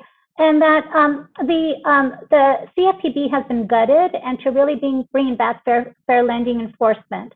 The last thing I would say is transparency. We need transparency around HMDA, making sure it's public, and the CFPB 1071 rule needs to be completely public because if the public knows what's happening, then enforcement follows. Thank you for that question. And Rashad Robinson, could you The thing I would add to what my colleague said is really also looking at innovation that that tries to mask itself and mask over what is actually exploitation using technology to exploit communities. Thank you. General's time has expired. The gentleman from Missouri, Mr. Lukemeyer, is recognized for 5 minutes. Thank you, Mr. Chairman. I appreciate the opportunity to be with you this morning and thank all the witnesses for being here. Before I begin my question, now I do have a comment. It's very disappointing that this happened again today. One of the witnesses' testimonies was not posted until 10:45, which is 45 minutes after the hearing began. How are we supposed to be able to do our job, which is to prepare for this hearing, understanding the points and views of the individual who's before us today, and then be able to ask questions that can draw out information that's going to be helpful to us and our constituents? This is the second time this has happened, and I hope it's the last. With that, Ms. Gonzalez-Brito, thank you for your testimony, which was on time. I have a question with regards to something that you said in there. You're talking about some of the private commercial banks are not adequately servicing communities, and one of your solutions is to include postal banking. Do you understand or do you know how much debt the post office currently has, Ms. Brito? Sorry, I pressed mute too much. I don't currently have that at the tip of my finger. They have $87 billion, and over the last 14 years, over the past 14, and are expected to lose $160 billion over the next 10 years. At the end of the last year, do you know what the add-on or the on-time rate was for the USPS, the United States Postal Service? Well, sir, I do believe that there has been a underfunding of the Postal Service and continued changes. The question is, do you know what the on-time rate is for them to deliver service?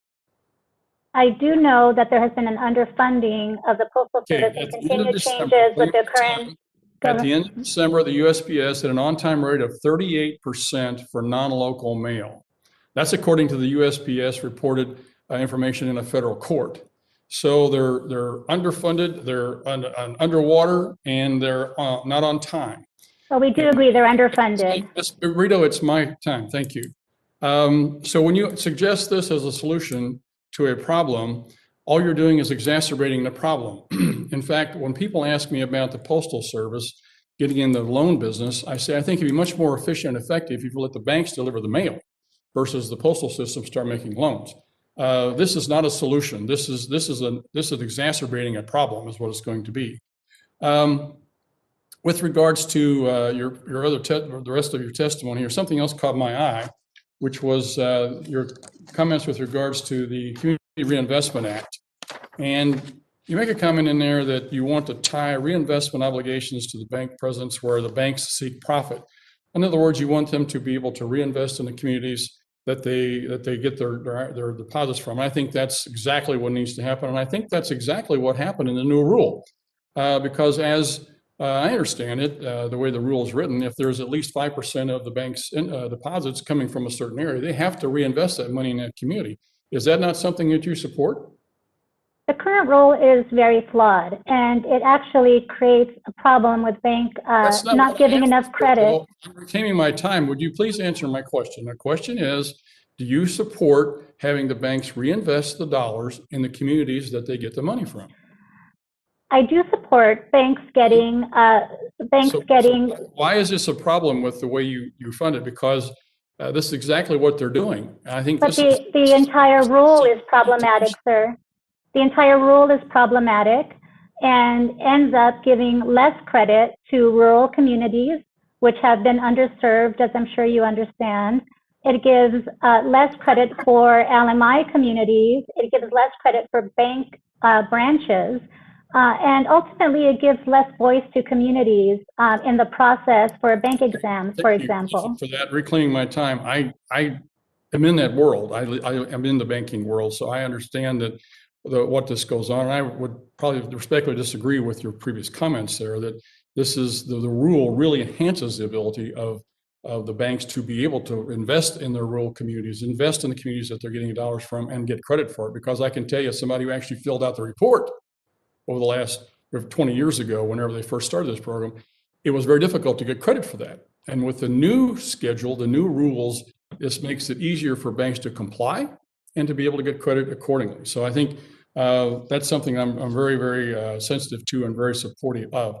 Mr. Rowe, one of the things that that you talk about in your testimony is the importance of success sequence. Getting a high school degree, a full-time job, and waiting until marriage before having children. Is this something that your academies attempt to instill in the young Americans that you try and educate?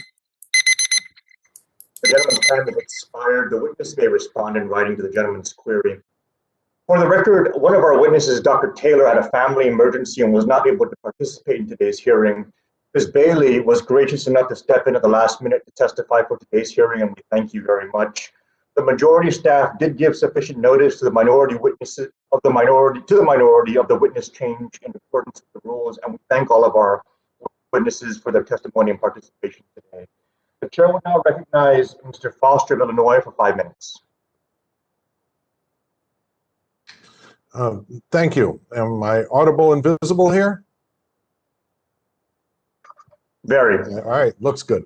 All right, well, I'd like to ask a few questions about discrimination in housing appraisals. Ms. Bailey, less than 50 years ago, guidebooks used to train appraisers to give specific instructions on how to lower their appraisal estimates in Black and Latinx neighborhoods. And while these blatantly racist practices have disappeared, I am worried that more subtle discriminatory practices still lurk in our housing finance system and are a real barrier to intergenerational wealth accumulation. Studies indicate that both at the neighborhood level and at an individual level, race affects the appraised value of a house. The 2018 Brookings report found, for example, that in the Chicago, Naperville, Elgin metro area, which includes part of my district, The average devaluation of homes in majority Black neighborhoods was negative 28%, 28% lower. On a household level, the undervaluation of a home can mean the difference between hundreds of thousands of dollars in home equity. So my question is, are there gaps in the oversight of appraisers today or appraisal procedures? Are there a uniform set of objective standards at the federal level? And if not, how can we improve this framework to better prevent the systematic undervaluation of homes that we're seeing in communities of color and homes owned by people of color? Absolutely, and thank you for the question. Appraisal bias is very real, as demonstrated by recent news articles that actually showed that a family was almost robbed of $500,000 in potential home equity as a result of a harmful appraisal. We must address discrimination in the evaluation and the valuation of homes in communities of color. Among things, there should be a robust review of federal appraisal standards, including ethics standards, and increased training on unconscious bias for appraisers. We also need to expand initiatives to bring more appraisers of color into the field. Yeah, thank you. That second point I think is really important. According to the Appraisal Institute, 90% of appraisers identify as white, 75% are male, 52% or 51 year. It's basically a bunch of old white guys, if you'll forgive me. This, how might having a greater number of diverse appraisers help remedy this covert racism and that's going on today? Lived experience really can help inform the way the valuations are done, and it can help them have a set of consistent standards across the industry to make sure our communities are not undervalued. We have to go again, though, that this systemic undervaluation of Black properties is also known as a Black tax. This is something that all Black consumers and many other consumers of color are fearful of, that our property values won't be seen in light of the value that they actually have. We know that in our communities that we will have houses that are identical to houses in white communities, same builder, same everything, and somehow those houses actually come up being valued less. So we need to see fuller enforcement of our nation's fair lending laws. I know I keep going back to that one, but what we're seeing are things that really make us question, why are these practices not being taken up and used through the ECOA Act and the Fair Housing Act to figure out, is this outright discrimination? We have tools that can really help us get at these issues and really help people understand that they'll have fairness and equity in the system. Yeah, I think it's also true that appraisals and assessments are sort of a double-edged sword. There's a huge problem in the Chicago area that is in the process of being rectified, that you had basically wealthy, predominantly white neighborhoods much more likely to appeal their assessment and get their tax burden reduced. And this corresponded to hundreds of millions of dollars of wealth transfer from minority neighborhoods to white neighborhoods. The effect on taxing. And so it's a really complicated issue. In terms of technology, what are the benefits and risks of involving technology, either to perform the primary assessment appraisal of a house or as a check on bias? Well, we have to say this, that technology can be a tool, but it has to be a tool that does not include implicit bias in its design. So like we said earlier, we have to make sure that if technology is going to become a part of the process, that the programmers are not instituting bias. And I'll stop there to see if Rashad wants to add in on that point. The one thing I'll just add is that algorithmic bias, bad data in, bad data out, technology actually can't solve for it, it just simply amplifies it. Thank you, and looks like my time is over, so I yield back. Thank you. The gentleman from Michigan, Mr. Huizinga, is now recognized for 5 minutes. Thank you, Madam Chair. And I think I'm one of the few I was a former licensed realtor. I think I'm one of the few people who has actually been involved in the production of housing, the selling of houses. I've said this before on this committee multiple times. When I was becoming a licensed realtor, I was taught that people were not white, they weren't brown, they weren't black, they weren't yellow, they were green. Green in the sense that you can either afford it or not afford it, And that's the way that we should be operating. I fully understand that that is not always the case.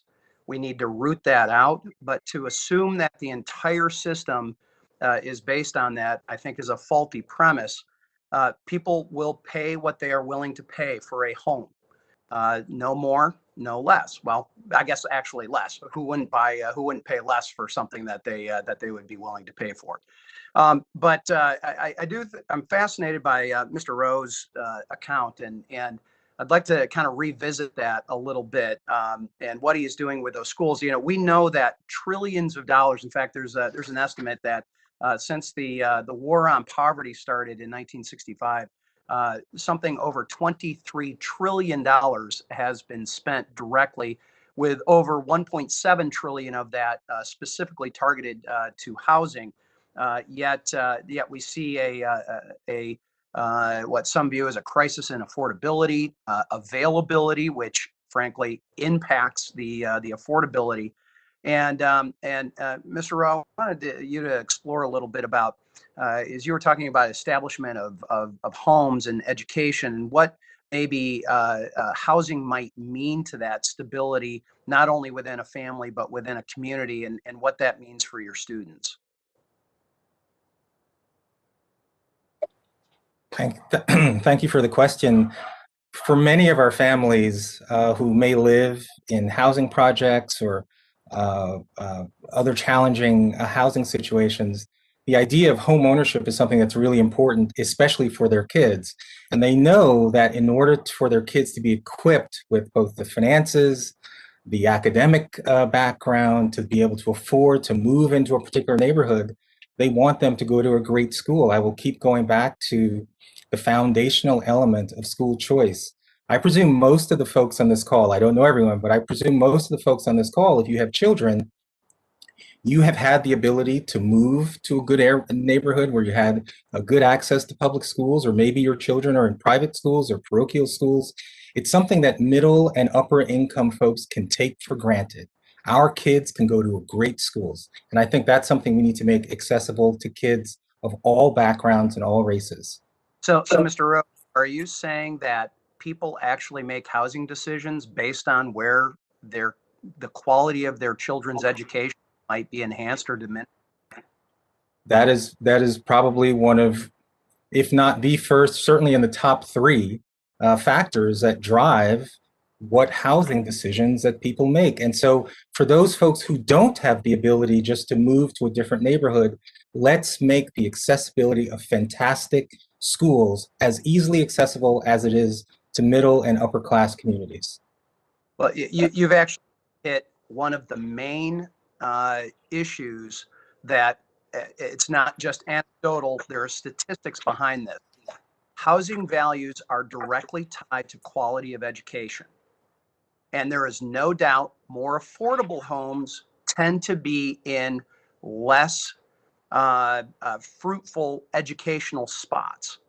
And if we want to have equal access to housing and equal opportunity for jobs, we need to fix this education part. And I commend you for what you are doing.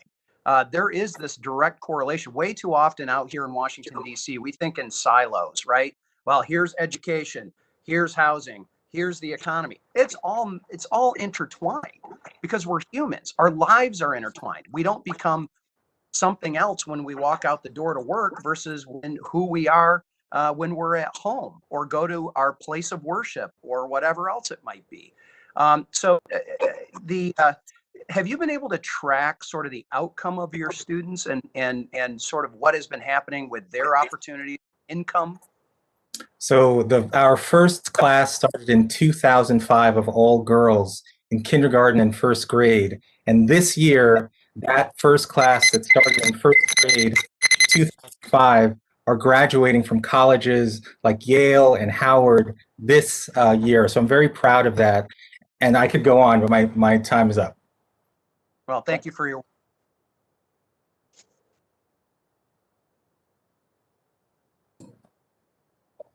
There we go. The gentlewoman from Ohio, Mrs. Beatty.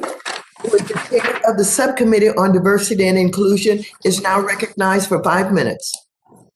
Thank you, Madam Chairwoman, for holding this hearing at such an important time. And also, I would like to thank our distinguished panel of witnesses for being here today.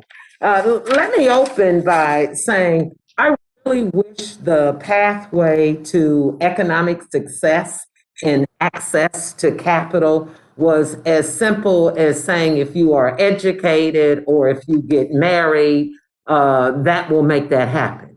We certainly know that many people who have law degrees, medical degrees, and everything else have been discriminated against. We saw in the PPP many businesses of many years, but they were Black. And when Black and other minority businesses, highly educated and married, went in, the rules of engagement changed. So let's not make it as simple. While education is important, I don't know about the being married part and all of that, but systemic racism exists regardless of education, regardless of where you live. You know, I could use myself and give you tons of examples about how I have been discriminated against simply because I walked in the door and they saw a Black woman. So I needed to say that we just don't get off kilter, which is a great lead in for me to go to you, Ms. Gonzalez-Brito. Within the next few weeks, we will likely be getting a new comptroller at the OCC. At the top of the list of any new comptroller's agenda is going to be the modernization of CRA.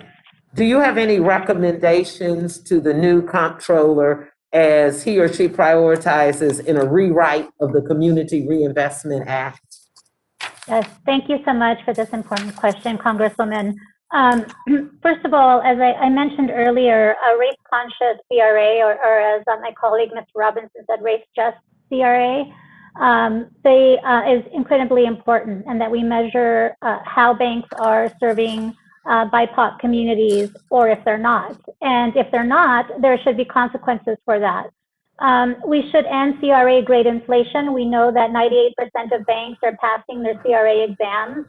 And then in terms of consequences for discrimination, consequences for displacement, financing displacement of communities, or any kind of harm should be at the top of the list. And then we should, of course, encourage reinvestment in poorly served areas. So we're talking about rural communities, tribal lands. This should really be at the top of the list. And lastly, I would say that controller needs to throw out the current OCC proposal that was done under the last administration. Thank you. Thank you. The next question is for Mr. Robinson. During the last administration, it was evident that they did not believe in enforcing fair lending laws. From OCC leadership reportedly overruling career staff and shelving home loan discrimination cases to the CFPB's refusal to acknowledge or bring any fair lending cases, it was plainly clear that the lenders had a license to discriminate as far as the regulators were concerned. Can you tell us how important it is to have diversity within our federal agencies, and how did the lack of enforcement of fair housing affect Black and brown communities? Thank you for the question. The lack of access absolutely it affects us at every single level, at every single phase of decisions, life decisions that families and individuals would like to make. The lack of wealth, the lack of access to capital, the lack of housing impacts us. And the fact of the matter is that policy doesn't matter if you don't have enforcement. It's not enough to simply raise the minimum wage if you don't protect against wage theft. It's not enough to deal with issues around lending if you don't have the necessary enforcement. So diversity absolutely matters, but diversity cannot be the only metric, because we can have people who represent diverse communities that come into the room with a perspective that isn't about enforcing the actual policies. So focus on enforcement with diversity included will be incredibly important. Thank you so much, and I yield back, Madam Chairwoman. Thank you very much. The gentleman from Ohio, Mr. Stigers, is now recognized for 5 minutes. Thank you, Madam Chair. I appreciate you holding this hearing. And my first question is for Mr. Rowe. I want to follow up on something that Mr. McHenry started to talk about, Mr. Sherman talked about, Mr. Huizinga talked about, and Ms. Beatty just talked about, and that's minority housing. And are you familiar with a Duke University study from a couple of years ago that says if we could enact policies that lift the minority homeownership rate to about what the white homeownership rate is, that we would reduce the minority wealth gap by 38%? I'm not familiar with that particular study, but I am supportive of ideas that help particularly low-income folks of all races rise their home ownership rate, not necessarily to equal that of another racial group. I understand, but that was the measure they used as a benchmark. I mean, I don't have any other benchmark other than I want everybody to have the opportunity to own a home. And I do know that it is a fact today that minority communities have lower home ownership rates, and that drives the disparity in wealth. And so I'd like to, you would agree that that is one of the drivers of disparity in wealth between minority families and white families. Is that correct? I do agree, The which lack is of home ownership, the biggest savings opportunity in most Americans' lives. Is that one of the things that's driving our wealth gap? Home ownership certainly is one of the elements. That's why I support initiatives like means-tested baby bonds, so that every kid of low-income means essentially has a government trust fund that's added to every year. And at age 18, you now have the restricted ability to pay for college, make a down payment on a home, or start a business. Those are I love that. That's a very intriguing idea, Mr. Rowe. I appreciate it. I'd like to dig into another piece of this. Are you familiar with any of the regulations, either at FHA, FHFA, the GSEs, the Department of Agriculture, the VA, or even local building codes that might be impacting home ownership by increasing the cost of homes, or actually, driving, creating impediments for home ownership? And if so, can you speak to any of those regulations that we might want to look at? You and Mr. Sherman had an exchange about local building codes driving up cost. I know that's one of them, but I want to give you a very broad opportunity to talk on this issue. I don't feel equipped to answer that at the federal level. No problem. Do you want to talk any more about how local building codes drive up costs of housing? Well, the only thing I'd say on the local front, and I would encourage Representative Beatty to look at this data because she had questions about the role of marriage and families, but the Raj Chetty study, The Land of Opportunity, that looked at 40 million tax records to understand the whole idea of intergenerational mobility, which included things like home ownership, said that for the Black community in particular, while the macro level data was not very good, when there was a father presence or married two parents in the household, in the neighborhood, massive differences in economic mobility. And I think it's very important we continue to come back to what are the foundational ideas that have contributed to the success of low-income people of all races. That includes family structure, the strength of educational choice, and those are typically ingredients that, if we're looking at a policy level, how do we do things like means-tested baby bonds that helps to level the playing field for people of all races who are in low-income conditions? So when socially disadvantaged people of all races happen to live in the areas that have the lowest performing schools, tell me what that does to the intergenerational poverty.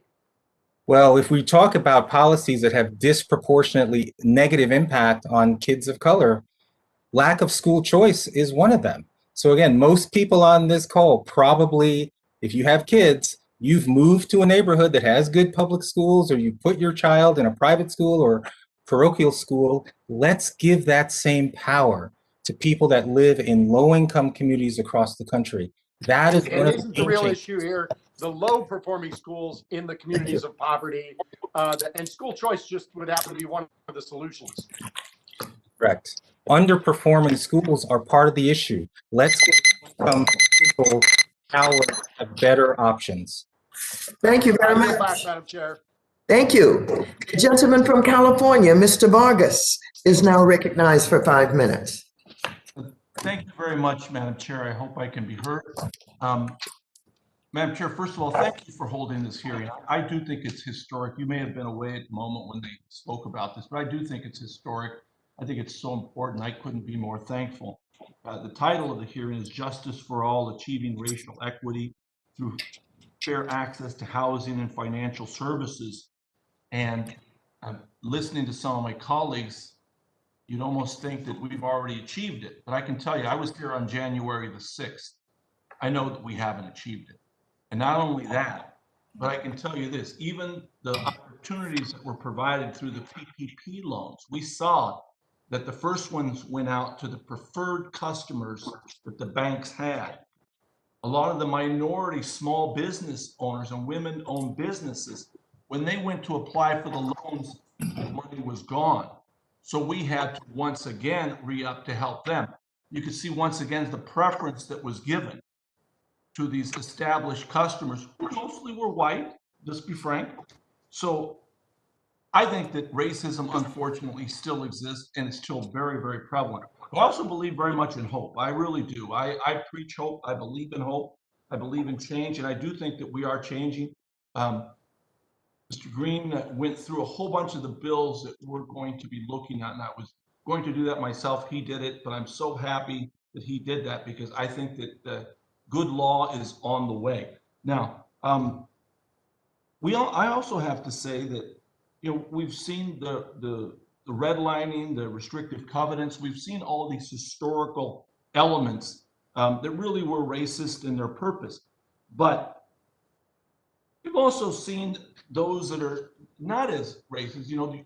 When you go to buy a house, they say, don't buy there, buy over here, because that's where the Mexicans live, or that's where the Mexicans are going to live.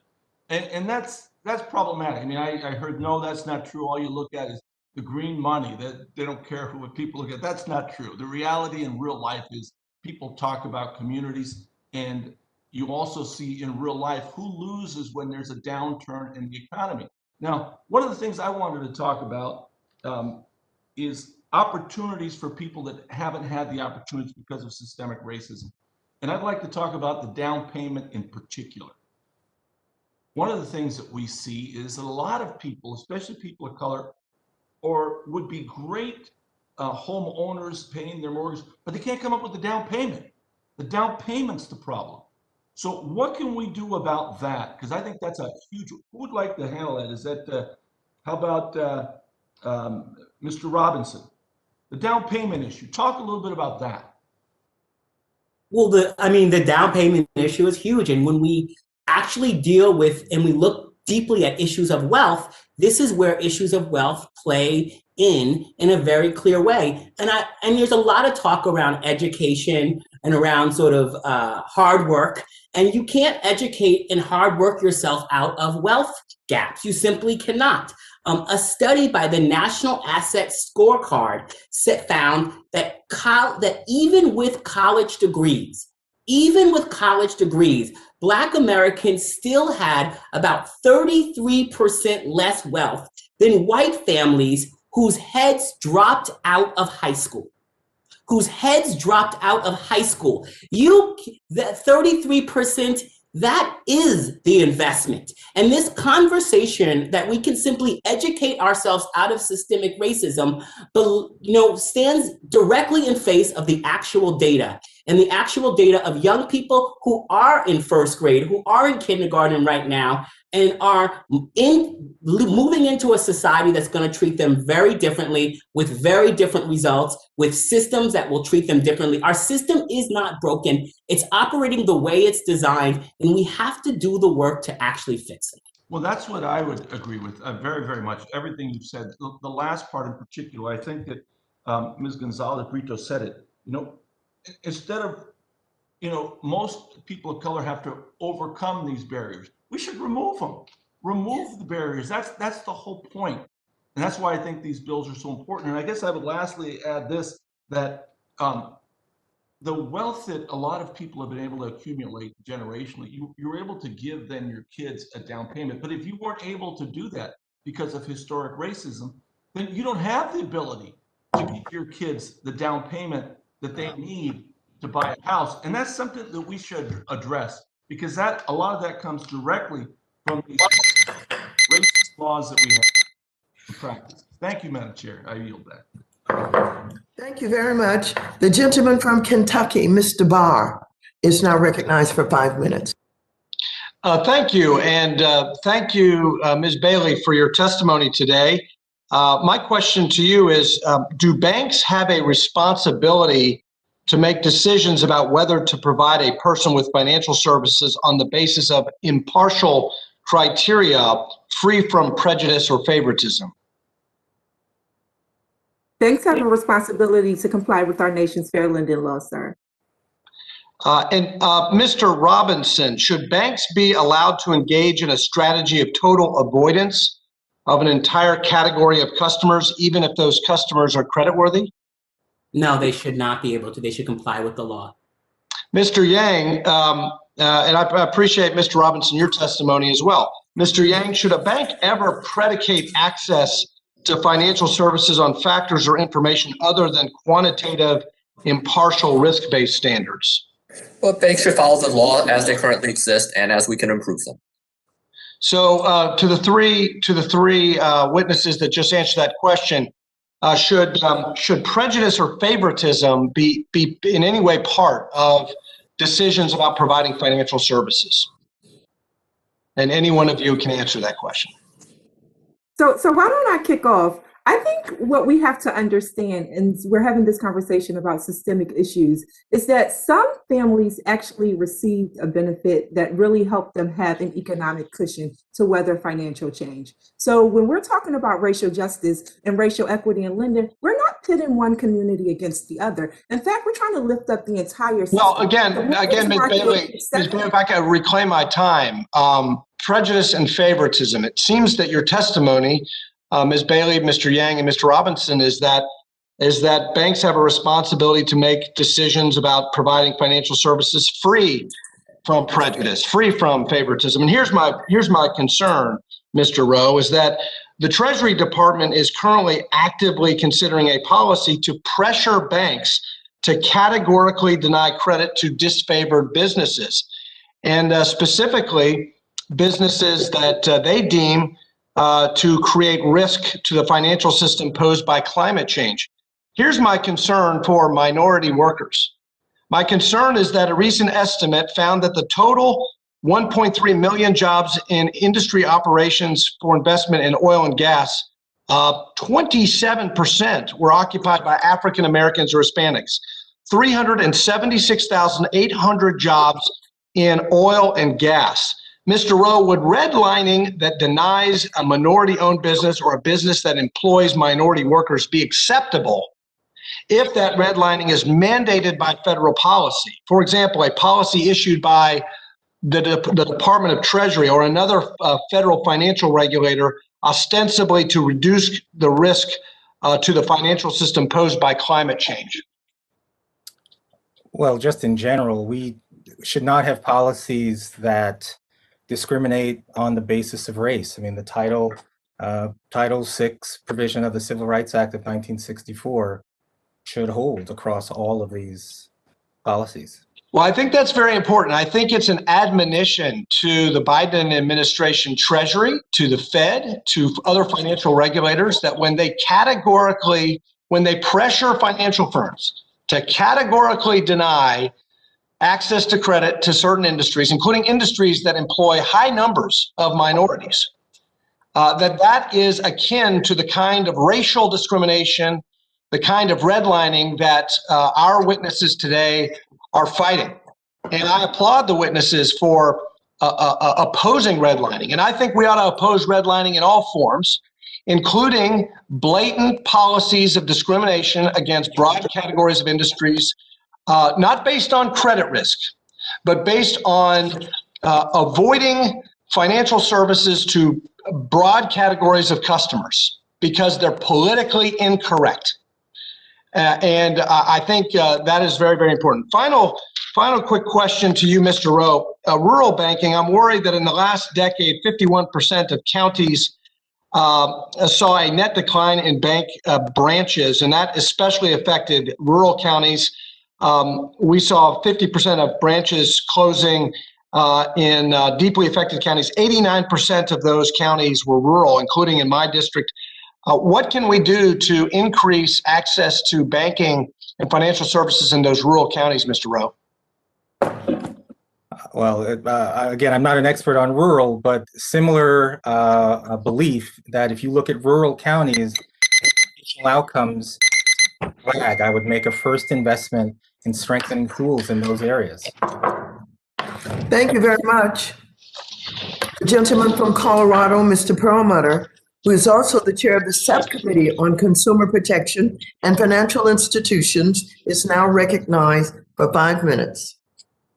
Thanks, Madam Chair. And if I ask some questions that go over some old ground, I apologize. I was on the phone with a bank CEO talking to that CEO about diversity in their senior leadership. So, Ms. Gonzalez-Brito, I'd like to start with you. And you touched on this in your opening remarks, and you may have asked some questions, or you may have answered some other questions. But the Office of the Comptroller of Currency finalized a rule making significant changes to the CRA. OCC's approach has faced criticism from public interest groups, including yours. Would you like to comment on what went wrong in the OCC's approach, and how is the Federal Reserve's approach different? Thank you for that question. So one of the concerns that we had with the OCC's approach is that they really disregarded the comments by the public, and that was not only evident in how quickly they turned around the rule with thousands of comments that had been submitted, but also in that they then put forward a rule that would actually diminish the community input as CRA was implemented going forward. And then, as I mentioned earlier, ending CRA grade inflation, ensuring a race-just CRA, to use Mr. Robinson's words. And then, with the Federal Reserve, we would like to see, we do see a proposed rule that takes into account race, but it doesn't go far enough. We want to ensure that the Federal Reserve both unifies all three agencies together and that they all come out with the same rule, but that they actually begin to measure whether banks are actually serving, lending, and investing to communities of color, and that they take that into account in their CRA exams and as they evaluate banks. Thank you for that answer. You covered the other question I was going to ask you about the differences among the OCC, the Fed, and the others. So thanks. My next question really is more general in nature for Mr. Robinson, Mr. Rowe, and Mr. Yang. And I guess the concern I have and what I felt you left out, Mr. Rowe, in your list of factors. You talked about education and community and that, but what I'm hearing from pretty much everybody, that there is the factor of history slash inertia that sort of perpetuates things, whether you think you're doing it or not. So, Mr. Robinson, you kind of had talked about that. I mean, the wealth gap and not having money for a down payment. Can you expand on sort of the history and the inertia that puts people behind? And that's why you need diverse individuals in senior leadership. Well, we have a situation where there are a lot of winners in our economy that have won because the rules have been designed for them to win. And then we set up this sort of analysis that they've won because they have done something so much better than other folks. that have been held behind. And this conversation, right, about how we move forward, how we do the investments, how we do the enforcement, how we actually have diversity in the enforcement is critical to actually getting results that provide opportunity for everyone. Right now, our system has produced a whole set of inequality and it has been manufactured. And the choice for Congress is how do we actually use the tools of policy and use the tools of enforcement to actually move this country forward? And there is so much opportunity here to actually do that if we, as so many of the representatives stated in their opening statements or in their questions, that they agree that racism exists. If we agree that racism exists, and we can see that a Black college-educated household has less wealth than a white dropout household, then we actually have to do something about it and not just tell people to work harder, fight harder, or entrepreneur better. If I might briefly add, when we're talking about that history, we need to include that Asian Americans lost land, Japanese Americans lost land in World War II because of so-called dual loyalties to Japan. We've had exclusionary land laws.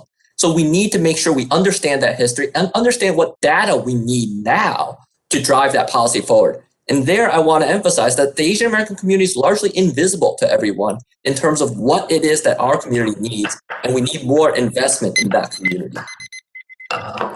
Mr. Rowe, I'm sorry I won't get to you. I yield back to the chair. Thank you. The gentleman from Texas, Mr. Williams, is now recognized for 5 minutes. Thank you, Madam Chairman. Competition, innovation, and free markets are the keys to building net worth and ending the racial wealth disparities in this country. We need to be reducing regulations and bringing down taxes so the individuals have more opportunities to take control of their own futures. Now, we've already seen this. We saw it happen during the Trump administration when African American unemployment was at an all-time low. Hispanic unemployment was at an all-time low. Female unemployment was at an all-time low. Employers had to compete for workers. I had to do that very thing in my business, which raised wages. Banks were willing to lend money at low interest rates so people could get loans, and entrepreneurs did not have to worry about crushing regulations so they could take a chance and bet on themselves. We should be focusing our attention on these policies that have a proven record of success. So my question to begin with, Mr. Rowe, can you talk about how the free markets can help build people up instead of having the government try to legislate equity and put them down? Well, the basis of a free market starts with strong families and strong schools and usually a faith commitment. I mean, Mr. Robinson is right when we say education alone is not the only answer here. That said, if we study the success of people of all races, what were the series of decisions that allowed them to flourish in a free market? The foundation of that was high quality schools. Then it's full-time work of any kind, just so you learn the dignity and discipline of work, and the timing of family formation, it matters. This series of decisions, there's no silver bullet here, but if we want our citizens to be able to flourish in a free market, have access to capital, to buy a home, to start a business, to pay for college, we have to start thinking about these issues much earlier. And I think school choice is one of several interventions that are crucial to a long-term solution. Thank you for those comments. Also, Mr. Rowe, your testimony talked a lot about education and the importance of teaching our children a strong work ethic and dignity of work. I completely agree with you on that we need to be instilling these values in our children so they can grow up knowing they can be successful in America, regardless of the circumstances they were born into. One thing I think we must recognize is that the traditional school is not for everyone. Not every child succeeds at writing reports and doing endless math problems, and it doesn't help these individuals take on debt and struggle through the four-year college to get a degree. We see plenty of that. I've been advocating for more career and technical education programs to be available to high school students so they realize they don't need to go to college to make it in America. There will always be demand for plumbers, electricians, and other skilled workers across the country, and we needed a lot of that in Texas last week. So, Mr. Rowe, do you have any thoughts on how we can better educate high school students about the options they have available to them other than a traditional four-year college education? Absolutely. In fact, I'm launching a new network of international baccalaureate high schools that will have two pathways. One is the diploma pathway, and the other is called the careers pathway. The diploma pathway will be designed for more traditional access to a 4-year college university. The other pathway, which the students can choose at the end of 10th grade, they can choose a particular industry sector. When I went to Brooklyn Tech, there were 18 different majors. I majored in electrical engineering in high school. In the high school that we're now launching, we're going to start with computer science, construction/architecture, and probably a media component. And the idea is to have corporate partners in each that you can have internships during high school so that if you choose at the end of 4 years of high school, you can get an industry credential with the labor market value, meaning you can get a good paying job right out of high school. Parents need the power to be able to choose great schools like that if that's what they want for their kids. And again, it's not just about education, but it is a foundational element to everything that ultimately will be in the control of a young person to decide how they do want to be a master of their own destiny.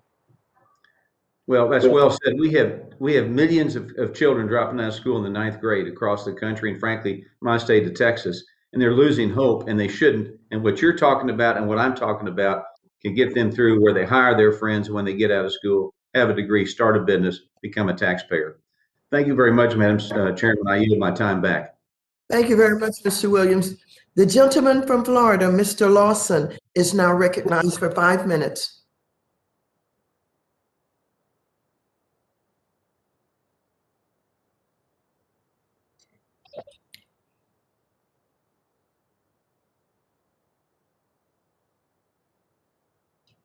What's happening? Mr. Lawson? Thank you, Madam Chair. Could you close that door over there for me, please? I'm real happy that you're having this hearing, and I want to welcome the panel here. And my first question is to the whole panel to respond, and it's access to capital, credit, and financial services is often based off a person's credit score. In this community, we have discussed, in this committee, we have discussed other options such as character assessment. It's a very important word, character assessment. Our community developed corporations,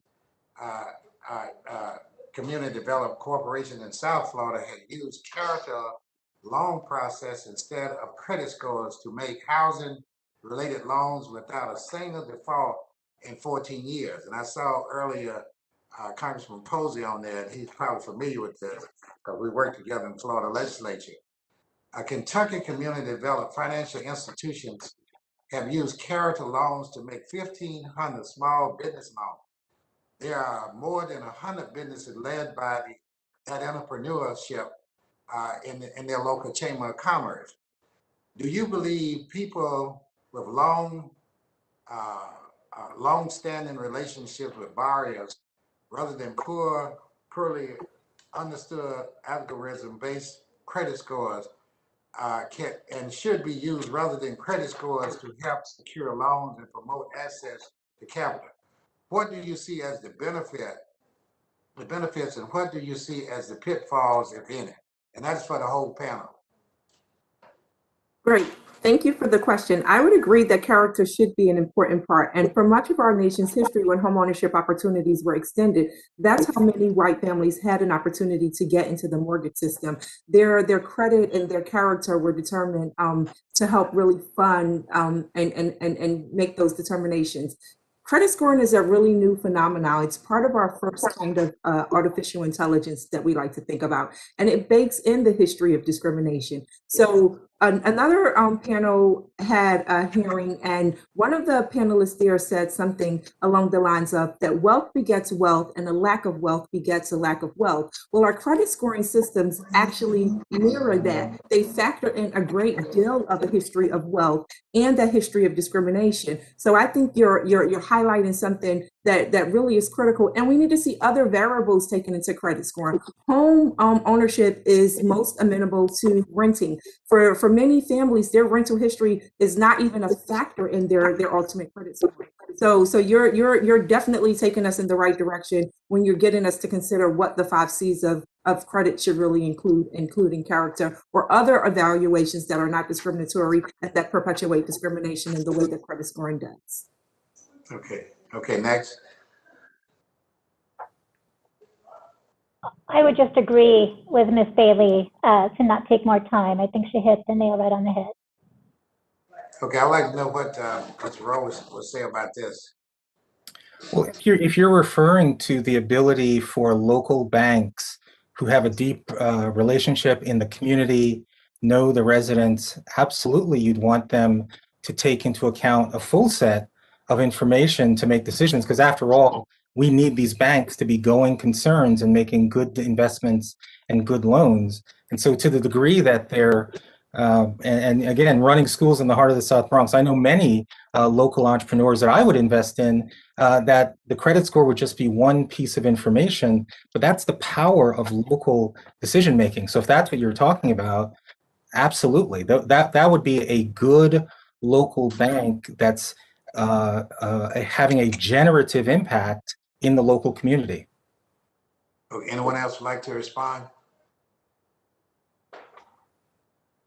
If I just may get back at this point about education, I really need to stress that education has not served as the great equalizer. Unfortunately, as Mr. Robinson has pointed out, we know that Black students typically graduate with greater levels of debt, and that even after graduation, they see their debt loads increase. We also know that many white students get funding from their parents because of intergenerational wealth transfers to pay for their college education. And unfortunately, for many Black and Latino and Hispanic students, they actually end up having to support their families post-graduation. We also know broader societal discrimination means that these people are also going to be paid less, so that historically we've seen them not be able to accumulate the types of down payments from their savings because of overall systemic discrimination.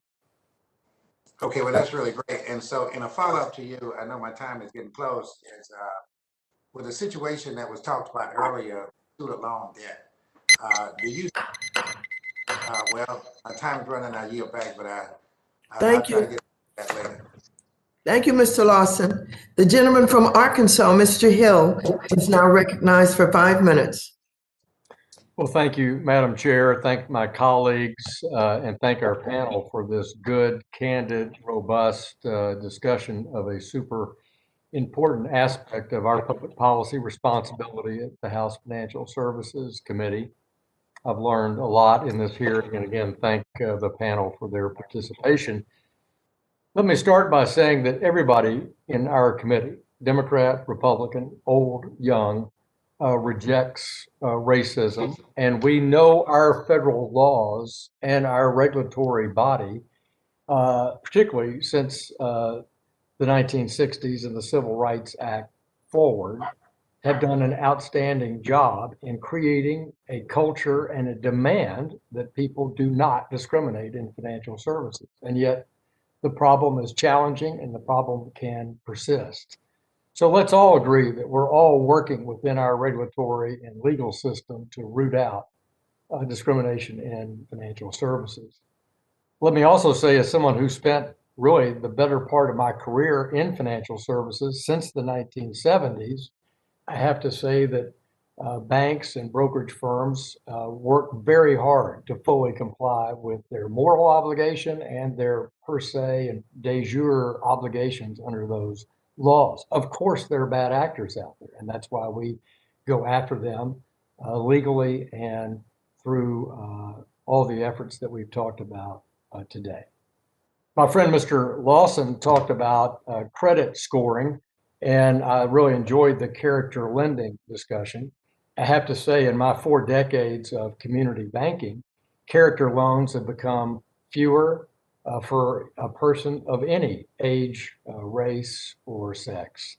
They've been essentially ground out of the system by regulation, essentially to eliminate them, to be perfectly candid. So I'm glad Mr. Lawson has an instance where through a community development foundation or some unique focus they're being made. I think they are a big, important part of getting started in business for any person. But due to consumer compliance rules, they're effectively have been eliminated.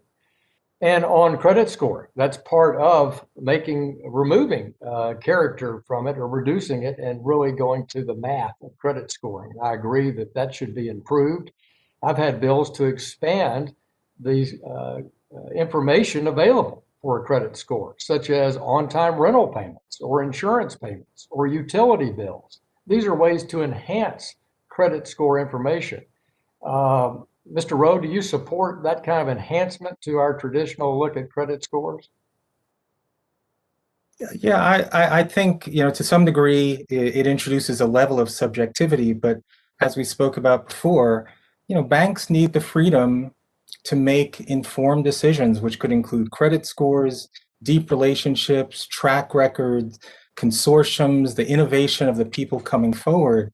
So I think I'd be very much open to that, because I think that's the essence, especially of local decision making, where you can take into account much more factors than, frankly, people at the federal government can decide or know better what better investments are. Thank you for that. Well, also, I looked at the bill list attached to this hearing. I was disappointed, like my friend David Scott and my good friend Dr. Foster, that our financial literacy bills were not attached. I was an original co-sponsor of both Representative Foster and Representative Scott's financial literacy bills. Those are good bills, and they help build that economic literacy that we need. Mr. Rowe, I was really intrigued by your comments about charter schools. We have public charter schools in Little Rock. They've been a great enhancer to low-income students' access to a quality education in my home area of Little Rock, Arkansas. But we're also doing something that perhaps you've inspired. We are taking for the 44,000 students in Little Rock, North Little Rock, Pulaski County schools, and we're completely changing their curriculum. And these are predominantly minority school districts now in these public school systems in that county. And the Ford NGL, where we're going to mix both workforce inspiration, career development, and financial literacy and economic education, all in a mandated curriculum for those schools K through 12. Is that something that you think is a direction other school districts are using?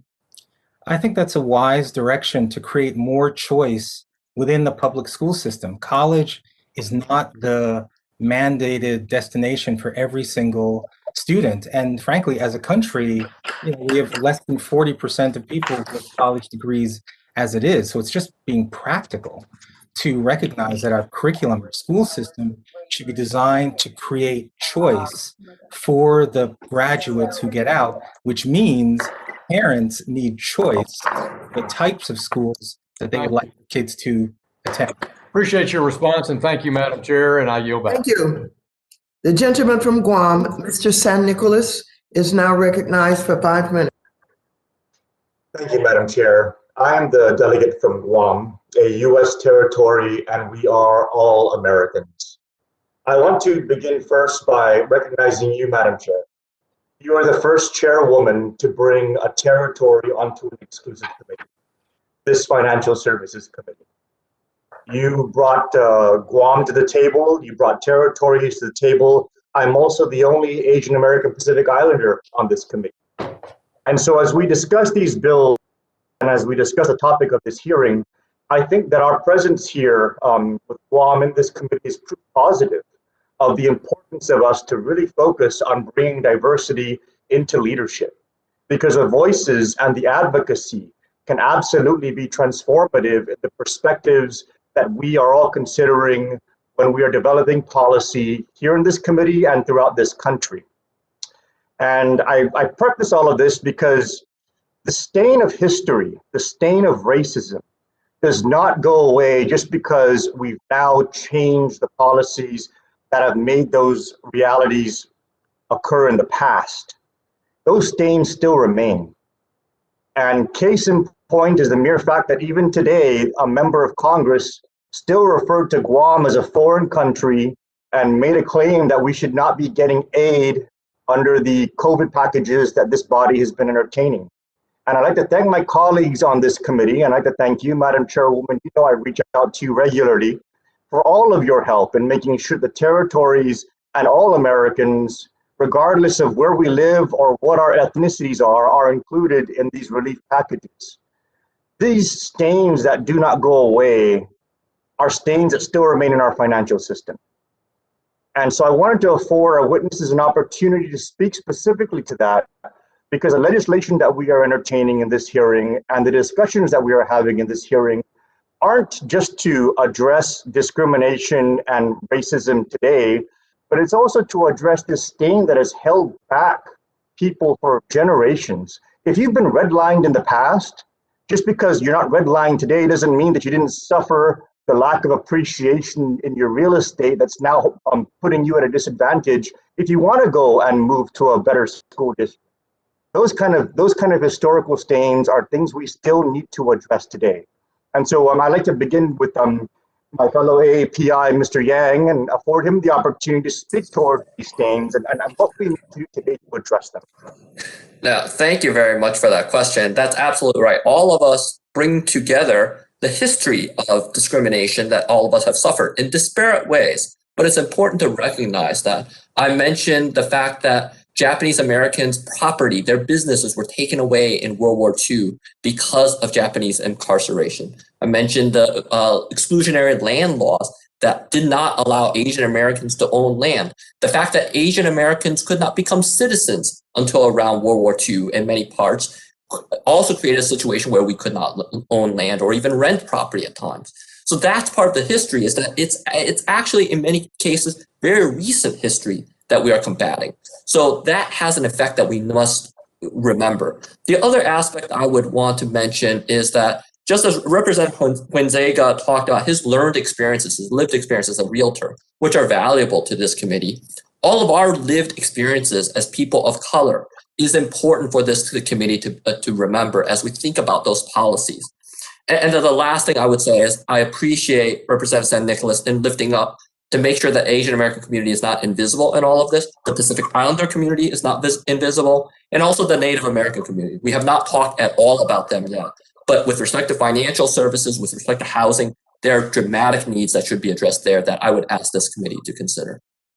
Thank you, Mr. Yang. This year, 2021, marks the 500th year of colonialism on Guam, with Ferdinand Magellan planting his flag on March 6th of this month and making Guam a colony of Spain. And so, Ms. Gonzalez-Brito, we are also brethren as people who can trace our lineage back to colonialism. Can you also speak towards these historical stains and the need for us to do what we can to make things right today? Thank you so much for that question. I mean, we are the survivors of genocide and colonialism, and we carry that in our DNA, and both in the struggles that we wage today. And that's why I think when we think about land and displacement, that's the struggle that continues for generations and hundreds of years. I want to say something about what Representative Barr said earlier. Oh, I'm sorry, ahead of time. I'm sorry, but time is over, and I have to get to Mr. Davidson, who's now recognized for 5 minutes. But thank you. Madam Chairwoman, thank you for recognizing me, and just thanks for holding the hearing. Obviously, a very important topic for our country, and Lord willing, our nation will at some point heal from the racism, and part of that it means acknowledging it, but the other part of it means taking a different course in policies.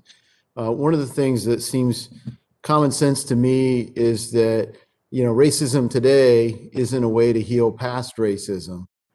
So I think it's important that we look at the policies that we're talking about today and look at the disparity in race and address root causes. So for a long time in our country's history, obviously race at our founding, race was supposed to be addressed after the Civil War, and Reconstruction failed. And that resulted in 100 years later, the Civil Rights Movement. We've come a long way. We still have a long way to go. And right now, it's not the official policy of the federal government, for example, to segregate in their housing policy. But we know we have disparate effects as a result of some of our policies.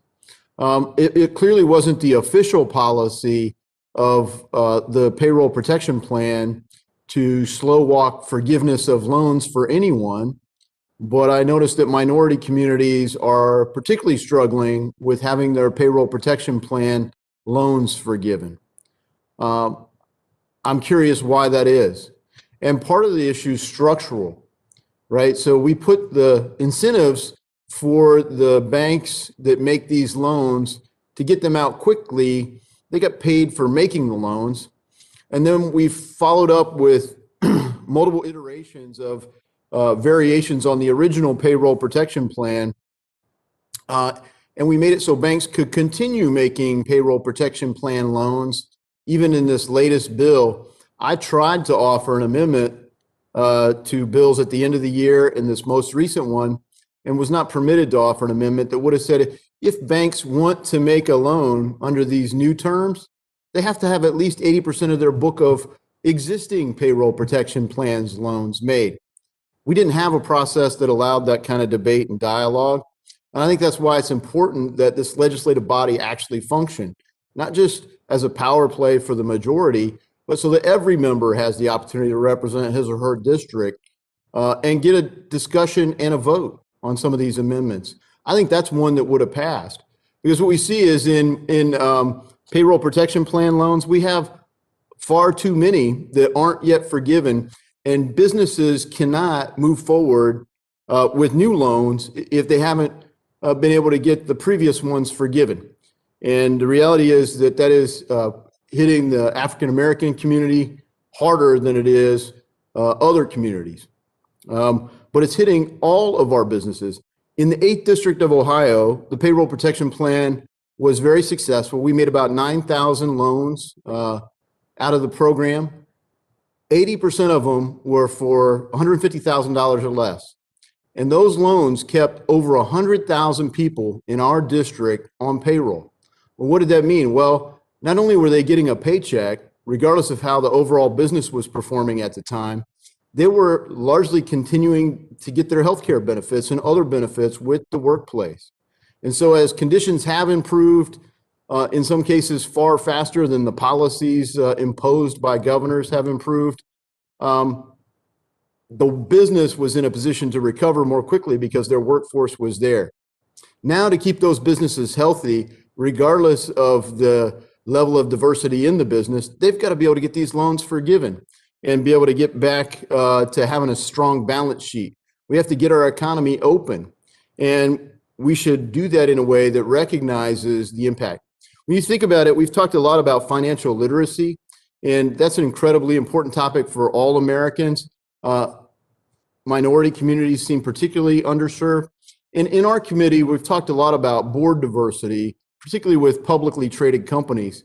Mr. Rowe, do you believe that race and gender are the most important forms of diversity in building a board composition? Do you believe there are other aspects of background where a variety of viewpoints or experience should be treated as important characteristics of diversity? Well, yeah, diversity has several prefixes. You could have racial diversity, gender diversity, viewpoint diversity. I think most boards have to determine for themselves what's the expertise that they want to achieve that will be most beneficial to their business. I happen to run schools almost exclusively kids of color, so we're going to be developing lots of talent for those organizations that want a more racially diverse component to their boards. Thank you for that. I just note that the Supreme Court finally got someone who wasn't an Ivy League graduate, and I think that's an important form of Gentleman's time diversity. has expired. I yield. The gentlewoman from Iowa, Ms. Axney, is now recognized for 5 minutes.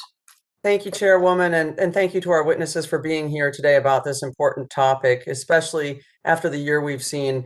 The disparities after our partial recovery so far have been enormous, and we've got to address these things if we truly want to see an equitable recovery. I'll tell you, it's tremendously disheartening to see statistics that the black-white wealth gap is the same as it was in 1968. Just as wide, and with the median household income for white families having 11 times that than the median black household, even before the pandemic. So it's time we look at solutions wherever we can. Just a couple weeks ago, I had a roundtable with a group of Black business owners in Iowa, and one of the most consistent themes was that they all came to the table saying they couldn't get access to credit for their businesses. Just this morning, I had a conversation with a young man who's extremely talented, Marquez. He's a music artist, but he's also now moving into entrepreneurship for the development of whiskey. He had a $250,000 profit purchase order through one of our grocery stores. That's a very well-known grocery store that folks would know are going to pay this guy and they're going to sell it if he can get the loan. But he needed about $50,000 in materials to produce it, and he could not get a loan anywhere. This is the kind of problem that we're facing across this country and in states like Iowa. So, Mr. Robinson, in your experience, what are some of the reasons for this disparity, and what do you think are some of the possible options?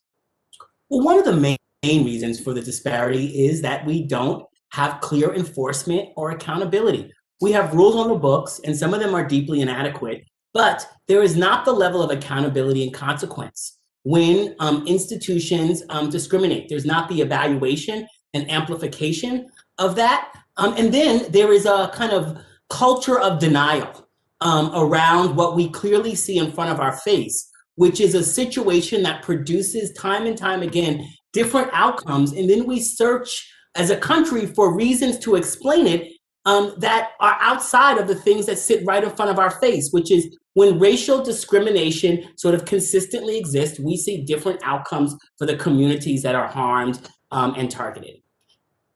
And, Well, and the other thing I will just say is that we will explain the problem the wrong way. We will say Black people are less likely to get a loan from the bank instead of saying banks are less likely to give loans to Black people, thereby concentrating on what's wrong with Black people rather than dealing with the structural challenges inside of our banks. Thank you for restating that in the way that it should. And we all should make sure that we talk about it from that perspective as well.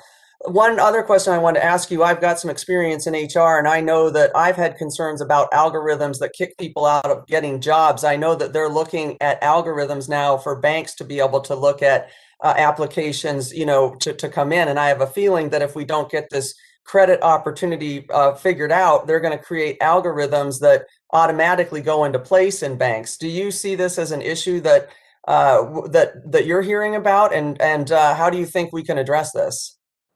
Well, we already know, whether it is the big technology platforms, whether it is the sort of data mining companies and the companies that sell data, that there are deep challenges in how they both set up their structures and how those structures then deliver their products. And time again, we will see all sorts of discrimination. We have seen lawsuits from that have had to be settled by some of these companies, from the ACLU, the National Housing Coalition, and others.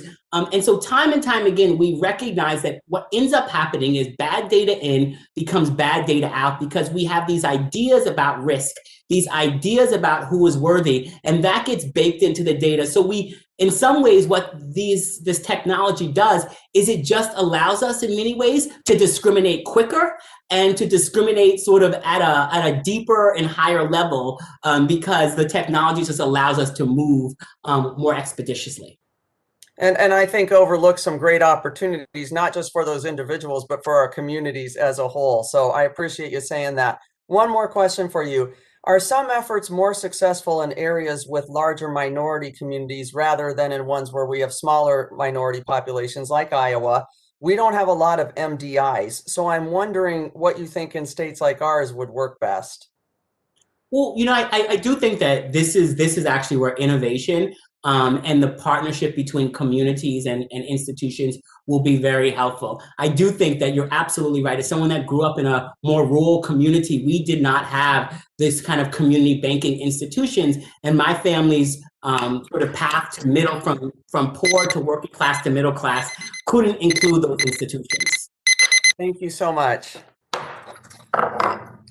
Thank you. The gentleman from North Carolina, Mr. Budd, is now recognized for 5 minutes. Thank you, Chairwoman, and thank you, Mr. Rowe, for being here.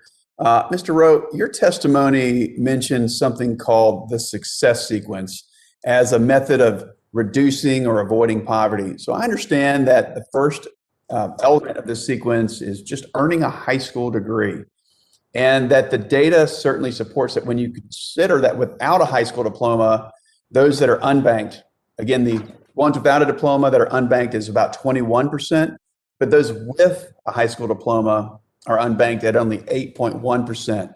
So what are the next steps in the success sequence? So the reason I speak so much about the success sequence, if you're in a low-income community, the challenges are real from a whole host of issues, whether it's issues of race, issues of poverty. And so the mechanism by which you can start getting on the rung of success is a really good school. And that's why school of choice matters. But even that is still not enough. After school, as you now make your passage into young adulthood, work.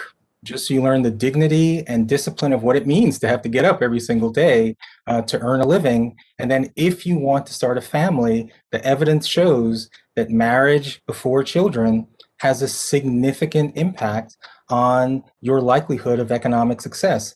That's not saying we shouldn't also be looking at structural barriers to reduce, but we need both. We need both elements as part of the equation here. And so I often find in these discussions, there's such a focus on the systemic barriers that the kids in my schools can start to hear this overwhelming message that they don't have the ability to succeed. And the reality is that there are millions of people of color succeeding in our country today, and we need to learn from success.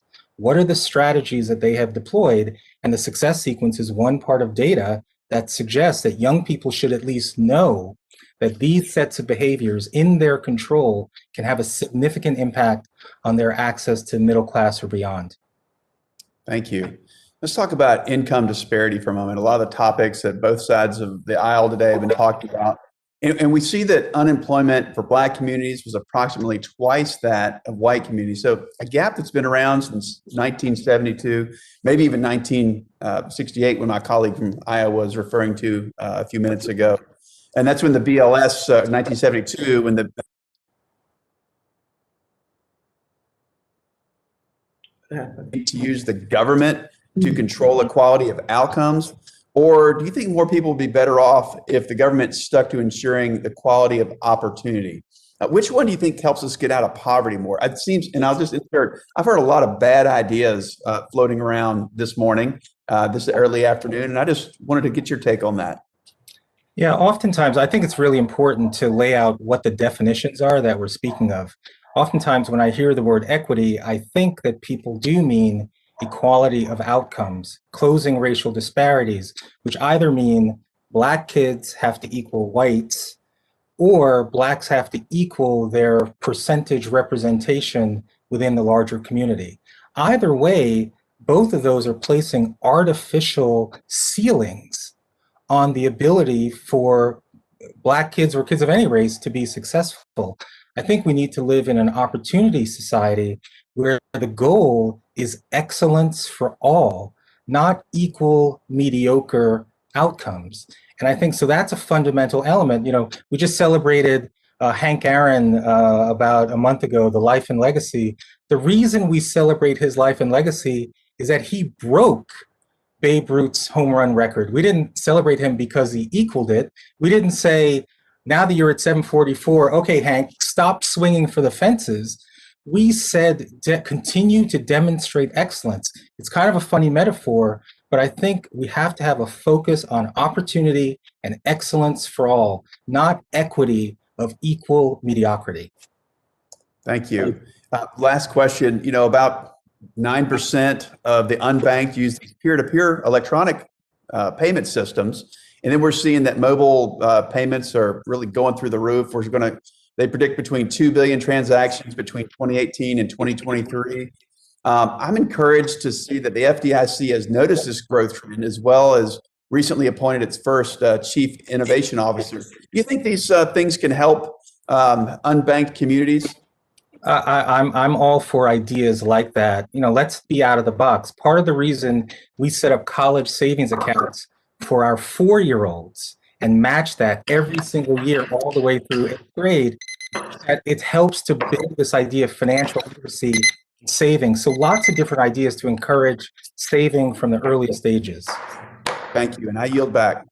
Thank you. The gentleman from Illinois, Mr. Caston, is now recognized for 5 minutes. Thank you, Madam Chair. Thank you so much to our speakers. Mr. Robinson, I have 2 questions for you, and I want to say that in advance because they're big, meaty questions, and 5 minutes is completely unfair. So if any of this is reasonable, let's follow up afterwards, and if you've got more to say than is here. I wanted to ask you these questions mostly because of your expertise, but also because I think we got similar roots. I heard you say you grew up on Long Island. I grew up in Westchester County. Haven't lived there since the 80s, so a little bit older than you. But I went to a school district growing up that was exceedingly diverse. Majority of the students were African American. The majority of the white students were Jewish. The majority of the non-Jewish white students were Italian. As I joke, I learned how to break dance at bar mitzvahs. That was my youth growing up. Notwithstanding Mr. Huzienga's comments about, good schools attract, wealthy people to move there and good real estate, my experience is that that's got the cart before the horse. Because my school on any testing metric was not a good school. I learned a ton from the diversity that was there, but the diversity was the result of decisions made before I ever got there, where school district boundaries were drawn, exclusionary zoning rules, decisions about busing in the 60s. And as I look through, the teachers were good. This isn't a question that sort of testing or choice would have solved the problem. We had good teachers, we had good students. We just were massively under-resourced. And I got a gut punch when I went back to visit my middle school, go speak to some students there. I hadn't been there since 1985. The building looked exactly the same. There had been no meaningful infrastructure investments in that building. And I tell you that story to get to my first question for you. So many of these structural inequities in housing are the result of a whole lot of local decisions. And so if you're if you're king and you got a magic wand and you got 1, maybe 2 ideas and realizing I'm about to ask you another question, what would be a good federal policy to put pressure on local jurisdictions to address some of the underlying causes of these inequities? Well, and I think my other colleagues might have something to add here, but I would say that it has to include real resources. It has to include evaluation and oversight, and then it has to include enforcement. To a statement that Mr. Rowe made a little bit earlier about Hank Aaron beating the record of Babe Ruth. Hank Aaron actually had to be able to be in Major League Baseball in order to beat that record. It means nothing if he wasn't actually in the league. And part of what we're dealing with time and time again is that we're not in the league. We're not actually at the table. We're not actually allowed to be part of the conversation. You can't beat a record. You can't win if you're not even part of the game. Second question, and I got to tell another little story here. When I moved out to Illinois, I had a couple of young kids, and I'm a middle-class white dude, if it's not obvious to you. And so I looked for places with good schools because everybody said that was good for real estate. And I also looked for places that had a lot of diversity because it shaped so much of who I was as a kid and wanted the same opportunities for my kids. And I picked a town to live in because it had good schools and good diversity. And once I moved there, realized that the town itself is diverse, but the neighborhoods are not. And so I am in the part of town with good schools. I'm not in the part of town that's got really good diversity. And the question for you is, given how important it is for people, as I think a number of my colleagues have mentioned, you want to live in places where there's good schools. You want to live in places where real estate values go up over time. But we don't measure the value of going to school with all the diversity that I had as a kid. And the way that it shaped me growing up. And I wonder if you have thoughts that are not germane to this committee, but how should we evaluate schools that recognize the value of that diversity as distinct from, as my one of my teachers said, who changed districts, he said, all of a sudden I was a much better teacher, not because I changed, but because the students I was teaching changed. So how do we better evaluate schools? Well, I think we do have to evaluate schools on how they're preparing people to enter a world that is increasingly diverse, that has demands on our ability to engage with people from different backgrounds. And that's part of what success sort of looks like. I think that the sort of ways in which we evaluate, the tools that we use to evaluate, the ways in which we think about what success looks like, we get to choose those and we get to place value on those things. And if we say we value diversity, then we should put energy behind actually valuing it. Thank you so much. I'm out of time. I yield back. Thank you so much. Thank you.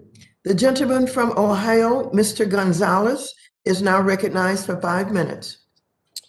Thank you, Madam Chairwoman, for holding this hearing, and thank you to the witnesses who've joined us today. Mr. Rowe, I especially want to thank you for all the work that you've put into your community to change the lives of countless young men. You're the Incentive Individual Agency to Achieve Upward Mobility report that you released really resonated with me. So I'm son of immigrants. My father immigrated here from Cuba in 1960. When he married my mother, I think they had $12 to their name, and have built a very nice life for themselves and their family. And when you focus on education, family structure, and work, it reminds me exactly of what my childhood was like and what my parents instilled in their kids and what I hope to instill in my own children.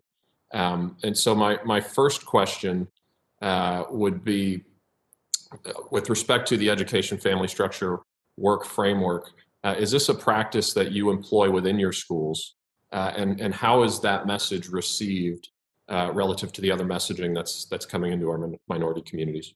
Yep, thank you for the question. I mean, part of the reason that I run schools is to Mr. Robinson's comment about Hank Aaron. We need our kids to be part of the game. And if you're in a school system where literally single-digit percentages of kids are graduating from high school with the ability to do reading and math at a college level, you're not in the game. You are not in the game. And so it's really important that we stress the foundational elements that have typified success in our multiracial, multi-ethnic society. And so that's why things like the success sequence are so important. You know, when I was studying some of the best high schools in the country, I went down to New Orleans and visited a collegiate school, some ninth graders, exclusively low-income kids. And I said, you know, we're designing this great school for the South Bronx, another high school, and there's information about a series of decisions that when people follow them, 97% of people who are in poverty have not achieved them. Would you like to know? And they said, these are ninth graders. Of course we would like to know. And I said, well, you know, there's some people who think that maybe it's not the right thing to do. It might be patronizing. They looked at me like I had 3 eyes or 3 heads. They wanted to know. And so the whole idea of teaching the series of decisions that have a greater likelihood to achieve economic success in your own life, to me, should become a central part of every curricula in the country. That's not a silver bullet solution. That is alongside a whole set of strategies. But it is not up to us to deprive kids of the very information that could unleash them to become part of the game. Thank you. And I want to shift to the means tested baby bonds portion of your testimony. I think it's a really compelling idea. I really do. When you look at the way the market's performed since 2009, it's up 26%, 15%, 2%, 16%, 32%, 13%, basically only went down once. And that far outpaces labor, returns to labor. And so I think it's a compelling issue. And I hope that I can find some folks to work on it with me to the extent that we can find a compromise there. I want to ask you specific to home ownership and how you think a program like Income Tested Baby Bonds program would improve home ownership for low-income individuals across the country, and how you would structure that program. Sure. I'm particularly excited by means-tested baby bonds because I actually think it has the ability to attract bipartisan support. This type of legislation has been talked about in different ways. I know Senator Cory Booker is supportive of this and others. And back in 2004, 2003, when this legislation was considered, imagine if it had passed, you would have now all 18-year-olds in this country and successive 18-year-olds who would now have, based on the markets, probably somewhere between $50,000 to $70,000, where they could choose to pay for tuition, make a down payment on a home, or start a business. So that's good. In addition, it's a type of legislation that's inherently future oriented, so that a young person knows that they'll actually have a nest egg down the road. That's something a lot of our low-income families don't have, and I think means-tested baby bonds could be a pathway there.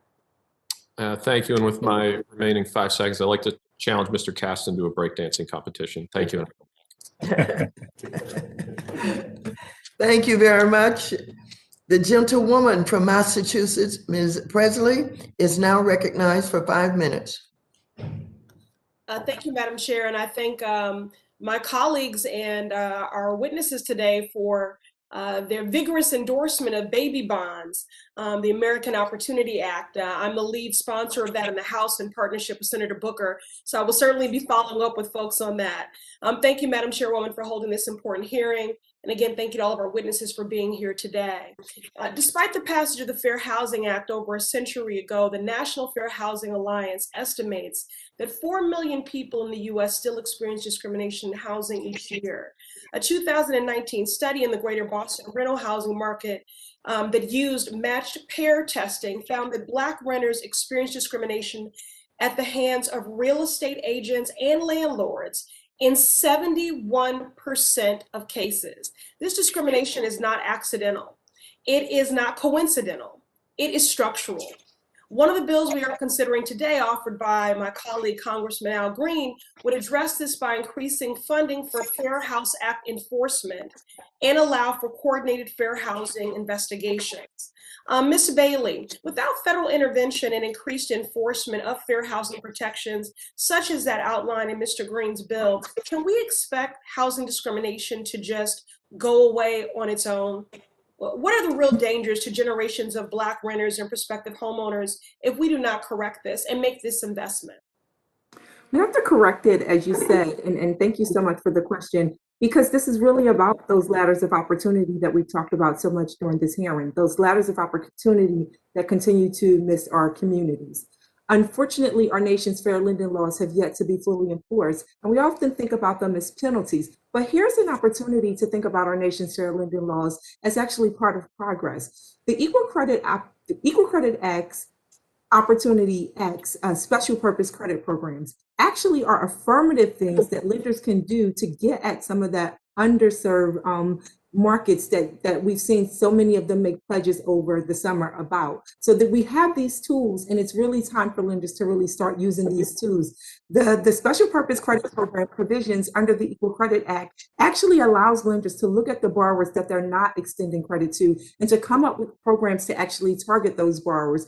As I said earlier, we know that there are 3 million mortgage-ready Black consumers, more than 5 million mortgage-ready Latino consumers. And I wish I had the data on the mortgage-ready API consumers. We've often pushed for that, but that's another provision about why that data transparency is so important. Data collection and transparency tells us what's happening. We can't watch for discrimination if we don't know about it. The reason why we know so much about what's going on in the Asian American space around discrimination today is because people are actually able to report it to fair housing agencies. And I can't stop on this question without thanking you all for the great work that you did to include the Fair Housing Initiative's provisions and the Homeownership Assistance Fund bill. I think that is going to go a long way to make a difference. And this committee and its leadership is to be really commended and applauded for it. Thank you, and thank you for lifting up the importance of data. I'm a firm believer that which gets measured gets done, you know, it stops us from being complacent. You know, even when those statistics are so damning. The district that I represent, the median wealth for a Black Boston family is $8, and for a white family is $247,000, and that has so much to do, if not everything, with home ownership or lack thereof. So, thank you for your answer. Systemic racism must be met with intentional, decisive systemic solutions, and Congress has got to move with urgency to expand discrimination protections to include our LGBT+ neighbors and voucher holders, as we know that Black LGBT and Section 8 tenants face even more heightened barriers to secure a home. Now, while people of color experienced significant gains in homeownership leading up to the 2008 financial crisis, predatory lending and subsequent mass foreclosures wiped out much of my community's gains. So Black and brown households lost more wealth and recovered slower than white counterparts. And by 2019, we saw that Black home ownership rate dipped to its lowest levels since the Fair Housing Act outlawed housing discrimination in 1968. So Ms. Gonzalez-Brito, how can we make sure that there is equity in the wealth building potential of home ownership? Well, we need to absolutely enforce the law, and we need to make it stronger. We need a strong DOJ, we need a strong CFPB, and we need a strong HUD, and we need transparency in the data. We have recently weakened the data. Ms. Bailey talked about data, but we excluded some of the smaller banks that are making less loans. So we want to make sure that all banks are included, all online lenders, and that we don't exclude anybody from having to report the lending that they're doing. Thank you so much for the question. Thank you. Thank you very much. The gentleman from Indiana, Mr. Hollingsworth, is now recognized for 5 minutes. Well, good afternoon. I'm really excited about this hearing and appreciate all of our witnesses for appearing today, and certainly the chairwoman and ranking member for their effort to look at this very important issue. Ms. Gonzalez-Brito, I wanted to ask you, you mentioned in your testimony, both written and oral, about the urgent need for postal banking or government-owned banks. Tell me a little bit about how you envision that working. Well, at this point, we know that the big banks are not serving our communities. I was looking at some data the other day. Mr. Rowe talked about, being in the game and that education is part of being in the game. But when I looked at the data, there's 14 banks in Black majority neighborhoods and 27 in white majority neighborhoods. So how can we be in the game when the banks are not even in our communities? So postal banking and public banks. Can you clarify that? Can you be more clear in stating that government-owned banks elsewhere are doing a better job of reaching a broader range of communities, or are you just comparing the status quo in the United States? What I'm saying is that the status quo is not working, that big banks don't serve our communities, and that public banks. Claiming my time to be clear, are you then claiming that the postal banking system that you are saying the solution is going to be better? What evidence do you have anywhere around the world that the postal banking system or a government-owned banking system would be better than the existing system? I heard a lot of you talk about innovation, and that seemed to be the key word today. As we talked about the need for racial equity to be that everybody said racism exists and innovation was the magic word today.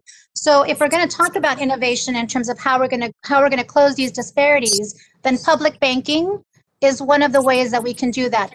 There's a post office in my neighborhood. I'm sure there's a post office in your neighborhood.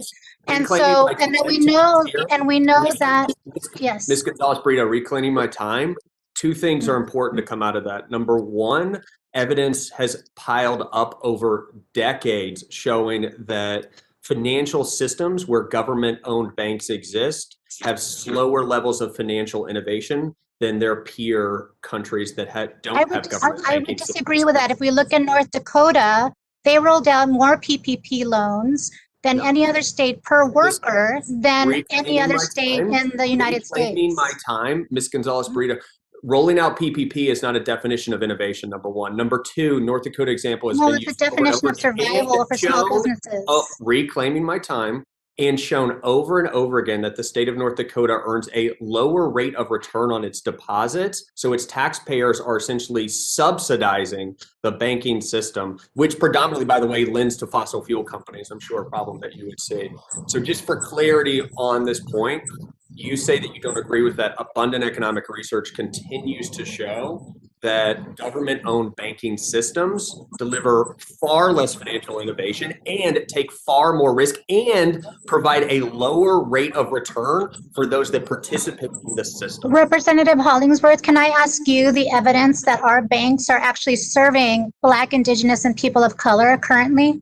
Oh, that's a great question. I would love to work with you to find a solution to that problem. I have come at that over and over. So the evidence is that they don't. The answer cannot be a cure for the disease that is worse than the disease itself. You have to look I would say that the disease right now is actually leading to people losing their jobs, losing their livelihood, and because of the economic impacts, Black and Latinos and Asian Americans are dying at a higher rate. So the disease is actually killing people in this moment during this pandemic. So I, for one, who am losing my neighbors, let's not talk about what it is that we are, that is at risk right now. Reclaiming my time. Again, you failed to show that the proposed solution is any better than the current status quo. You failed to show anywhere demonstrably around the world where a postal banking system or a government-owned banking system has improved. Mr. Hollingsworth, there are public banking advocates who would love to sit down with you and talk to you about Germany and places around the world where it does work. And we are willing to try this because at this point, our communities are suffering. And I'm sorry if you don't see that. Maybe I can take you to some of the areas where I work in East Oakland and East Los Angeles. And, as I said, I'm deeply sympathetic to the problem, but we can't come up with solutions that But not A, don't work, sympathetic and B, enough. don't solve the problem.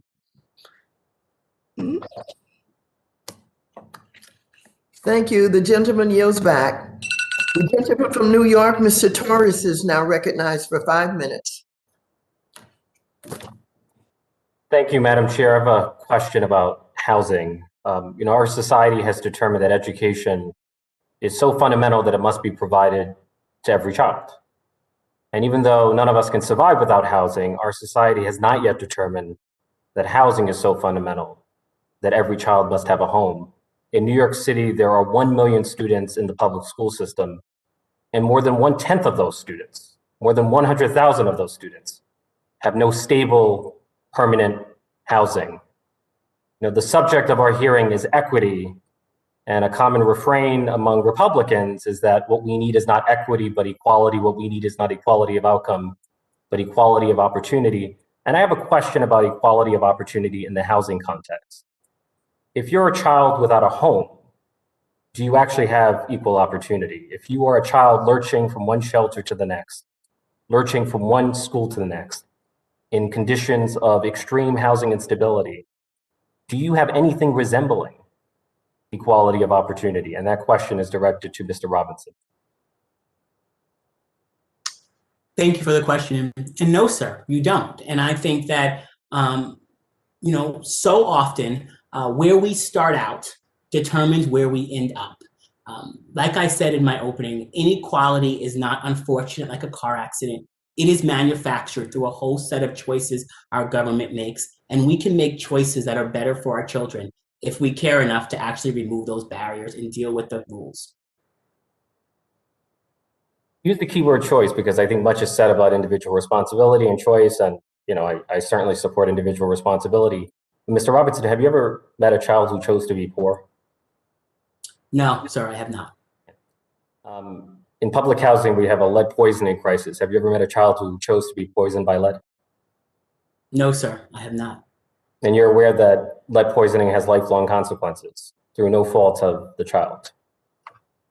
Absolutely. My greatest passion in life is housing. And for me, the simple solution to homelessness is affordable housing.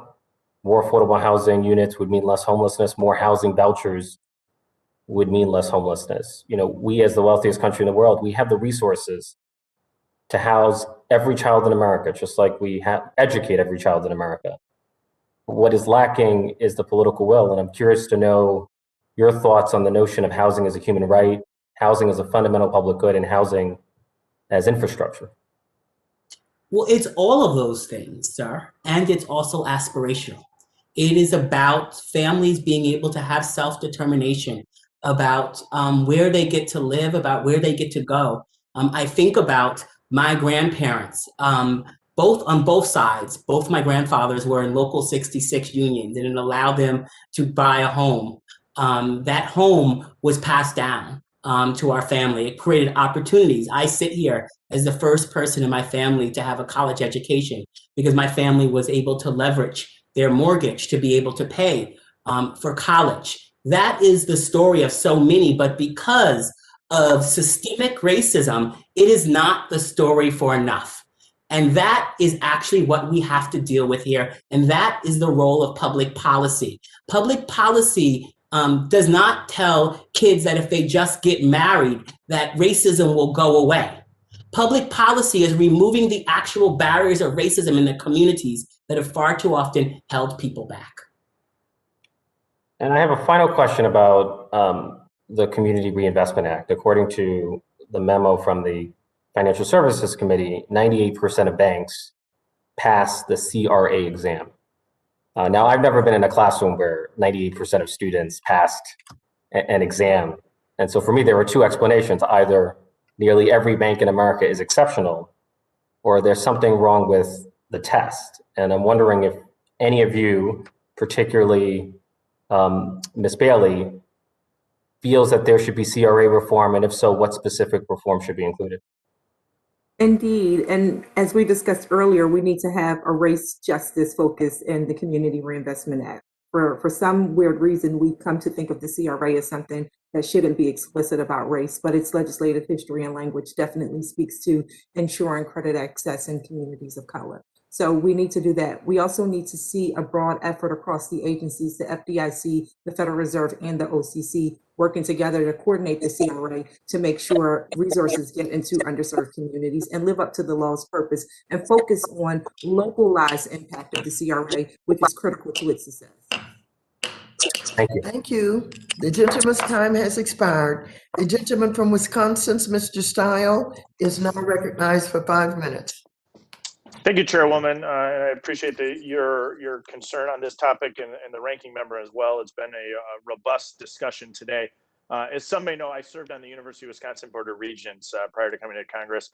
Education has I think, a really profound opportunity to make sure that everyone in our country has the opportunity for advancement, but in particular, advancement of Blacks and Hispanics and lower income children.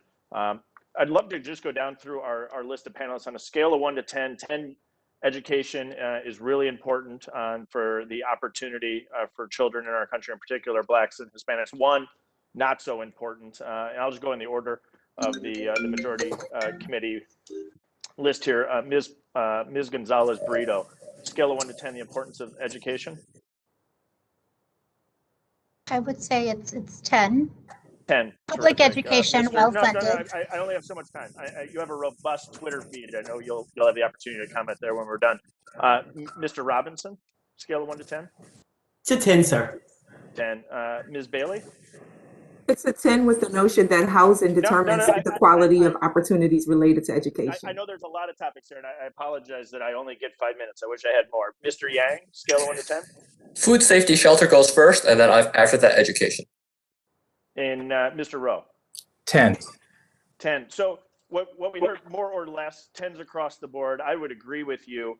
And we're at a point in time, we're holding this hearing when many of our schools across the country are still closed. And I have real concern about this. This is true in particular in Los Angeles Unified School District, one of our largest school districts in the country, where 80% of the students from the data I have in front of me live in poverty. Or I should say 80% live in poverty, 82% are Black and Hispanic, yet the schools are overwhelmingly closed for in-person learning. The vast majority of their students still face shutouts from their classroom, and they've been told to try to learn online and at home. And as we know, there's a lot of struggles, in particular for Black and Hispanic families under low-income families. This is difficult. And it shouldn't be as a surprise that as school closures have been found to disproportionately hurt kids in minority income backgrounds, like many of the students at LA Unified. And I worry about the lasting impact and effect that this is going to have on our students. There was a McKinsey study that's projected that school closures can increase the existing achievement gap by 10 to 20%. And I seek unanimous consent to submit this McKinsey study for the record. Hello. It's on. Without objection. I'm guessing. Thank you very much, Chairwoman. The same article estimates that school closures increase the likelihood of folks dropping out by up to 9%. And as many of my colleagues have already mentioned, there's a strong relationship between low educational achievement and being unbanked. According to the FDIC, more than a fifth of those without a high school diploma are unbanked, compared to only 8.1% of high school graduates. And if we're concerned about unequal outcome for Black and Hispanic and lower income Americans, as I am, I think we really need to focus on education. And step one should be about reopening our schools. And the science on this is becoming more clear that we can safely reopen our schools. An article in the Journal of American Medalists, the American Medical Association, said that there's been little evidence that schools have contributed meaningfully to the increased community transmission. The same article noted that the preponderance of available evidence has been reassuring. The New England Journal of Medicine said safely reopening schools full-time for, in particular, elementary school children should be a national top priority. I think we need to get our kids back in the classroom. And I note that we are moments away from voting on a giant spending bill, a $1.9 trillion bill, where out of the funds going to education, only 5% are projected to be spent this year. 0% of those funds are tied to reopening our schools. And as we dive into what I think really is an incredibly important topic, I think it's disappointing that we're not spending more time focusing in on what's before us in the short term that's achievable as a policy opportunity to make sure that we're opening our schools in particular for in our most challenged neighborhoods like Los Angeles. And so I wish I had more time, and I don't. I appreciate everybody's time here, and Ms. Chairman, I yield back. Thank you very much. The gentlewoman from North Carolina, Ms. Adams, is now recognized for 5 minutes. Thank you, Madam Chair, and to all of our witnesses, thank you for being here. But before I ask my prepared questions, I just want to make a quick comment. As a former educator, 40 years, a member of the Labor Committee, we've had a lot of talk today about the role in education plays in driving up upward economic mobility. But I believe that education does play an essential role. However, I think we need to be careful about how we discuss the issue. Yes, personal responsibility and hard work are important, but we can't ignore the structural and systemic barriers that exist. This committee cannot legislate personal responsibility, nor can this committee work to dismantle barriers to create opportunities for all. School choice is not a panacea for addressing racial equity and empowering low-income communities. Our public schools are the bedrock of our democracy, and they equitably serve all students. So we should be strengthening and fully, robustly funding our public schools that serve all students. We should be proper stewards of taxpayer funds. And that means that we've got to ensure that our public dollars are producing excellence for all students, and we should make sure that our public schools, which serve all students, are the best option for all students. And we also do have evidence that, or we do not have evidence that unaccountable charter schools produce better outcomes for students. I just wanted to add that, Madam Chair, but let me just, in my district of Charlotte, Mecklenburg, a local news outlet analyzed data from 2018 and 2019 in terms of home mortgage disclosures and found disturbing disparities in mortgage lending. Black individuals were being denied 2 and 3 times more than white applicants. And Madam Chair, I want to submit an article entitled "Largest Lenders Deny Home Loans for Black Applicants Up to 3 Times More Often Than Whites." I want to enter that into the record. Madam Chair, may I do that? Without objection, so ordered. Oh, thank you. And so here's my question. Can each of you share or recommend no more than 1 or 2 ways that Congress should act immediately to help address our persistent issues of lending discrimination? And what are some specific tools, processes, and policies or oversight that need to be implemented to truly level the playing field and empower borrowers of color and ensure fairness and root out discrimination in the lending process? That's to each of you. I'd start by saying the use of special purpose credit programs. I know I keep going back to them, but they are a tool that really can ignite our economy. They allow lenders to really look at who it is they're serving and to figure out who it is that they're underserving, and then to create special programs to target those underserved communities. Again, the report showed that addressing discrimination, including in the housing market, will add trillions of dollars to our economy, thousands of jobs, and billions of dollars in local tax revenues, which actually strengthens the state of education in communities across the nation. Great. Another comment from anyone else? If I can, I would require PPP loan data to collect race and ethnicity and gender. Right now, I think it's optional and it just doesn't allow us to evaluate the program and where we're seeing potential discrimination. And on that point, 1071 data to move that along quicker with the CFPB to allow for that collection across the board for small business loans and to make that public. Thank you. I would add accountability and transparency of data across the board, and then real accountability in terms of the rules when folks violate it, when institutions violate it. Right now, they can write it off, and then we should forgive student debt. Forgiving student debt would be a force multiplier for Black, Latinx, people of color in this country. It would be a racial justice win. Great. Thank you, Mr. Chair. Back.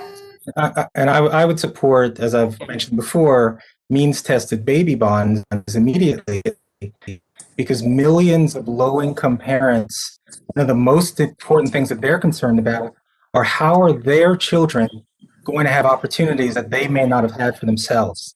And knowing that if I have a child, over time, they will be able to have, again, depending on the market, $50,000 to $70,000 of income that could be used for education, tuition, purchasing a home, starting a business. Those are the kinds of things that fundamentally change the dynamic for low-income families today. Very briefly, to put a finer point of data to ensure that that data is disaggregated so it includes the Asian American community and the different components of that. Great. Thank you. I'm out of time. Mr. Chair, you're back. Thank you, Ms. Adams. The gentleman from Tennessee, Mr. Rose, is recognized for 5 minutes. Thank you, Chairwoman Waters and Ranking Member McHenry. I also want to thank our witnesses for taking time to be with us today. Throughout the pandemic, we faced not only a coin shortage, but businesses were refusing increasingly to accept cash as a form of payment at an alarming rate, leaving many consumers unable to purchase necessities. Cashless policies disproportionately harm seniors, minorities, immigrants, low-income populations, and working-class communities. I believe that all consumers should have the freedom to choose to pay with cash at grocery stores, restaurants, businesses, or anywhere they choose.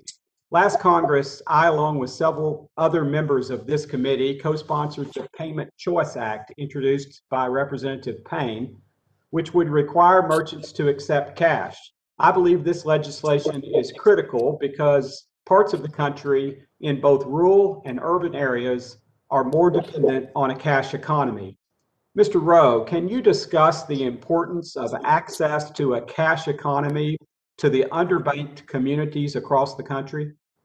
Yeah, I mean, that's an example of an intervention that penalizes poverty.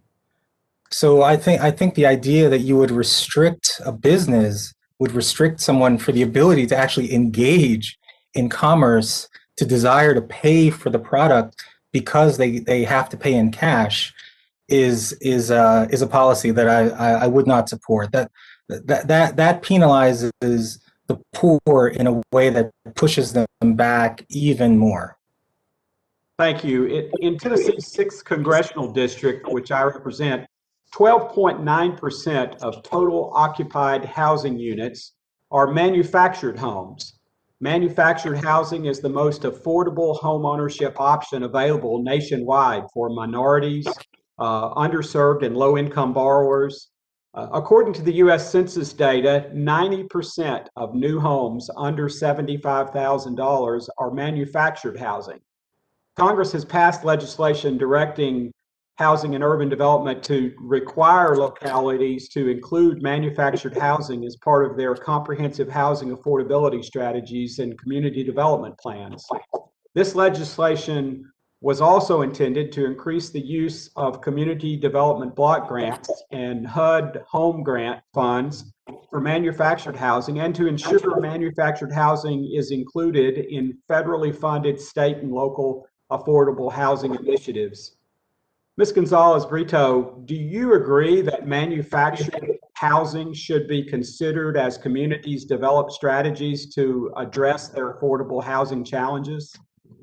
Yes, thank you for that question. I do agree. I think it's an important part of fair housing and serves often rural communities. And so we should ensure that there aren't any local barriers to producing manufactured housing, and hope that this is something that can continue to be supported by the committee. Thank you. For those that are unbanked, it can be difficult, if not impossible, to obtain a credit score, which can be used in employment decisions and, of course, to get a loan.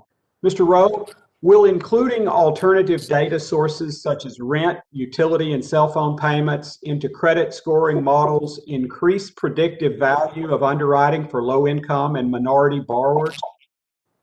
I'm not an expert on the issue, but I think that it would. And again, let me just reiterate that, you know, we obviously need policies that support people who are unbanked.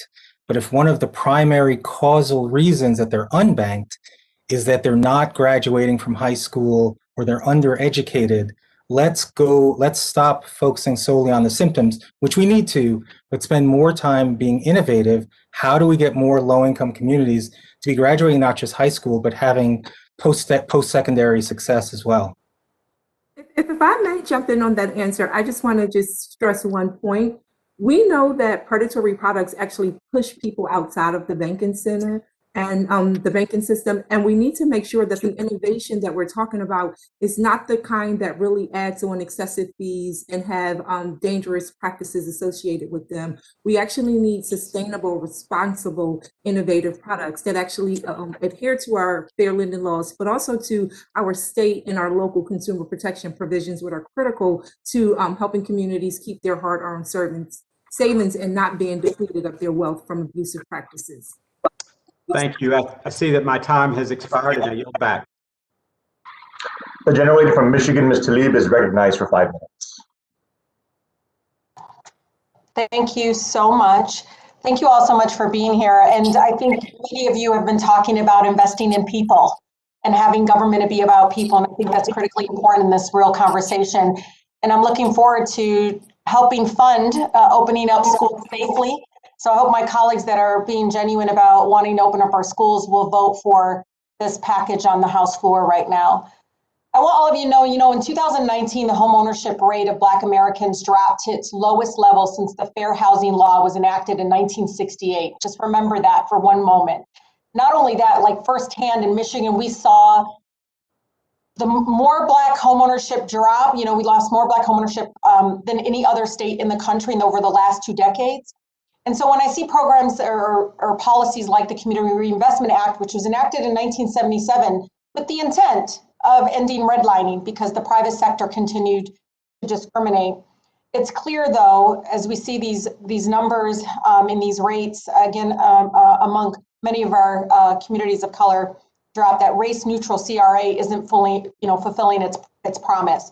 So when commercial banks, or I call them for-profit banks, shut out Black and brown people from lending, they're not just closing the door on home ownership, they're actually closing the door on savings for our child's education, the opportunity to build a business, and the ability to truly be able to thrive with human dignity in our country.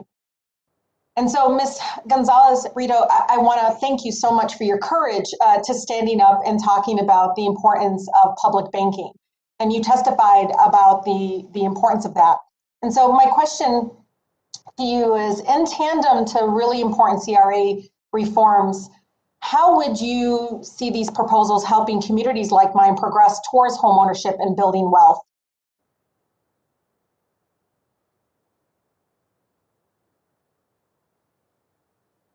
This is for Ms. Gonzalez-Brito. She's still with us, Chairman. She is. Yeah, can you hear me? Yes. We can now. Okay. So the question is, I think Paulina, you talked really sincerely about the importance of public banking. And I wanted to talk about, even beyond home ownership, how can that really truly build wealth, and really give you some time to talk about that in length. Yeah, I think what we're talking about here, and I appreciate the question, thank you so much, is The ability to do consumer banking, the ability to invest in communities in ways that banks have not done that. We're talking about, banks that are not in our communities and that have shown no interest in. We had to sue a bank for redlining in Los Angeles. They literally had a donut around communities of color. So they had branches all around except in our communities. And so that meant that they weren't investing in our communities. They weren't doing affordable housing in our communities. We had no opportunity to actually have be able to bank in those communities because we didn't see them. And so if you can do public banking through a local municipality, through the state, have a state public bank, then you have the government invested in the communities that they actually are responsible for, instead of a commercial bank that actually is only there for profit and doesn't see us as profitable. I sat at the table with a banker once who said to me, well, but we can't make money off Latinos, right? And so that's the situation that we're faced with, and that public banking and a government that actually is responsible and invested in us can begin to solve. I've introduced the Restoring Communities Left Behind Act, and I would ask everybody on the panel, really take a look at this. This is about government taking the role, right, of really trying to reverse decades of discriminatory policy and turn home ownership from possibility to actual reality for so many of our communities. It's $5 billion, and Congresswoman Marcy Kaptur and I have been working on this, particularly because we know that the private sector is just not going to move towards that direction. We continue to see it in our communities in Toledo and communities in Detroit and in the surrounding neighborhoods. And so, Ms. Gonzalez-Brito, how will rehabbing, because part of this bill is also sustaining our current housing, and that's been a huge issue, as you know, in our communities. How will rehabbing existing housing and reinvesting in our communities empower the people that myself and many others on this committee represent, who traditionally face discrimination in the housing market? What we're seeing in California, for instance, sorry. If she can, Chairman, if she can finish answering the question, I really would appreciate that. What we're seeing in California is a real disinvestment in housing and having to compete with corporations, Wall Street corporations, for housing. So to have investment from a public bank to be able to rehab destabilized housing, to be able to invest in affordable housing that we can actually afford to live in, changes communities and allows us to compete then with corporations that have been destabilizing and pushing us out for quite some time now. No, thank you so much. The gentlelady from Pennsylvania, Ms. Dean, is recognized for 5 minutes. Thank you to both the chair and the vice chair. And I thank our witnesses for being here. We all say that diversity is our strength. So I'm glad we are talking about the need to recognize that strength and also promote it. We have to work to ensure and empower that minority communities are corrected from the injustices they have suffered in the financial system, in the housing market, et cetera. Mr. Robinson, I was really interested in what you wrote and what you said in your testimony. You pointed directly to discrimination that Black and Latinx business owners faced when trying to access PPP loans and other COVID relief.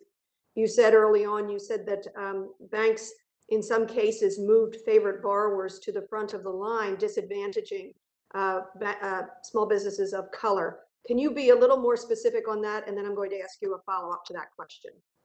So a little more specific about that is that we heard and we saw in the data sort of widespread sort of ways in which even when Black and Latinx businesses had relationships with big banks where the money was moved through, they were sort of deprioritized, maybe for bank businesses that had longer relationships, maybe for businesses that had other types of relationships with that bank. What it essentially meant was that tax dollars flowed into communities, but then were not distributed in a way that had any equity baked in. So in essence, this was not about giving Black and Latinx businesses a leg up. What essentially happened was white businesses were being subsidized by Black and Latino communities, and Black and Latino communities were being left out.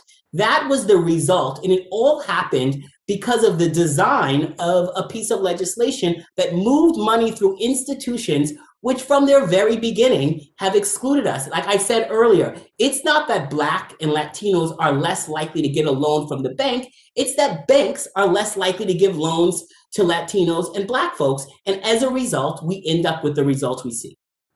Well, thank you for that. And I would ask if you have specific data on that. I know that this committee, as well as the oversight committees, would be very interested in that. I also have spoken with lenders who were very mindful of that. So I'm certain it wasn't all lenders, but I see what you're saying is built into the system. I included in my testimony in the appendix some surveys and polling that we did that has some statistical significant data really highlighting the problems for Black and Latinx businesses in getting loans.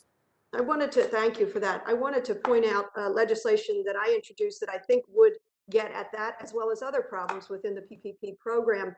I introduced and will reintroduce the Restore America's Main Street Act to provide unrestricted direct cash relief to the smallest of businesses through a small business rebate check. So not through an application process, and also not tethered to payroll.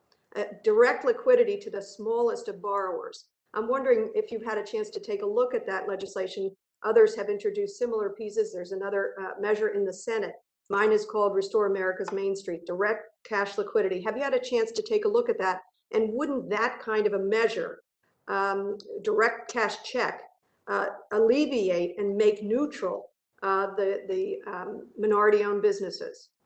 I haven't had a chance to look at the specific legislation. I look forward to it. I do know that getting to the smallest of businesses will be very important to dealing with the equity issues, especially given sort of the rates of sort of single sort of employee relationship that Black and Latinx women-owned businesses, which are some of the fastest growing businesses in our country, sort of how they're situated. Terrific, thank you. And Ms. Bailey, if I could go to you, I thank you too for your testimony. I was taking a look at the numbers in Pennsylvania. I'm from Pennsylvania. According to Black Knight's monthly mortgage monitor, as of January of this year, 71,000 homeowners in Pennsylvania were 90 plus days delinquent, compared to 1 year ago, 19,000 homeowners in Pennsylvania who were 90 plus days delinquent at the beginning, just prior to the pandemic. I'm wondering, with the current forbearance on foreclosures, what do you foresee in terms of, I'm worried about a very large foreclosure rate. I know my colleague, Ms. Presley, was talking and recalling the recession of 2008 and what that did to home ownership among people of color. So can you talk a little bit about what you see as the possibility of foreclosures coming, sadly, in our future? Absolutely, and I have to share that the Homeownership Assistance Fund that this committee just supported for passage in the American Rescue Plan is going to go a great long way. That $10 billion that has been targeted to help address those exact types of potential foreclosures that may happen as a result of low-wage workers being pushed outside of the marketplace. Super, thank you very much. I see my time has expired. Thank you, Mr. Chair. The gentlelady from New York, Ms. Ocasio-Cortez, is recognized for 5 minutes. Thank you, Mr. Chairman. I think we've heard, before I getting into my line of questioning, we've heard a little bit, a couple of myths, I think, advanced over the course of this hearing. And I wanted to dispense with them very quickly. First is this idea that education is the solution to a wealth gap.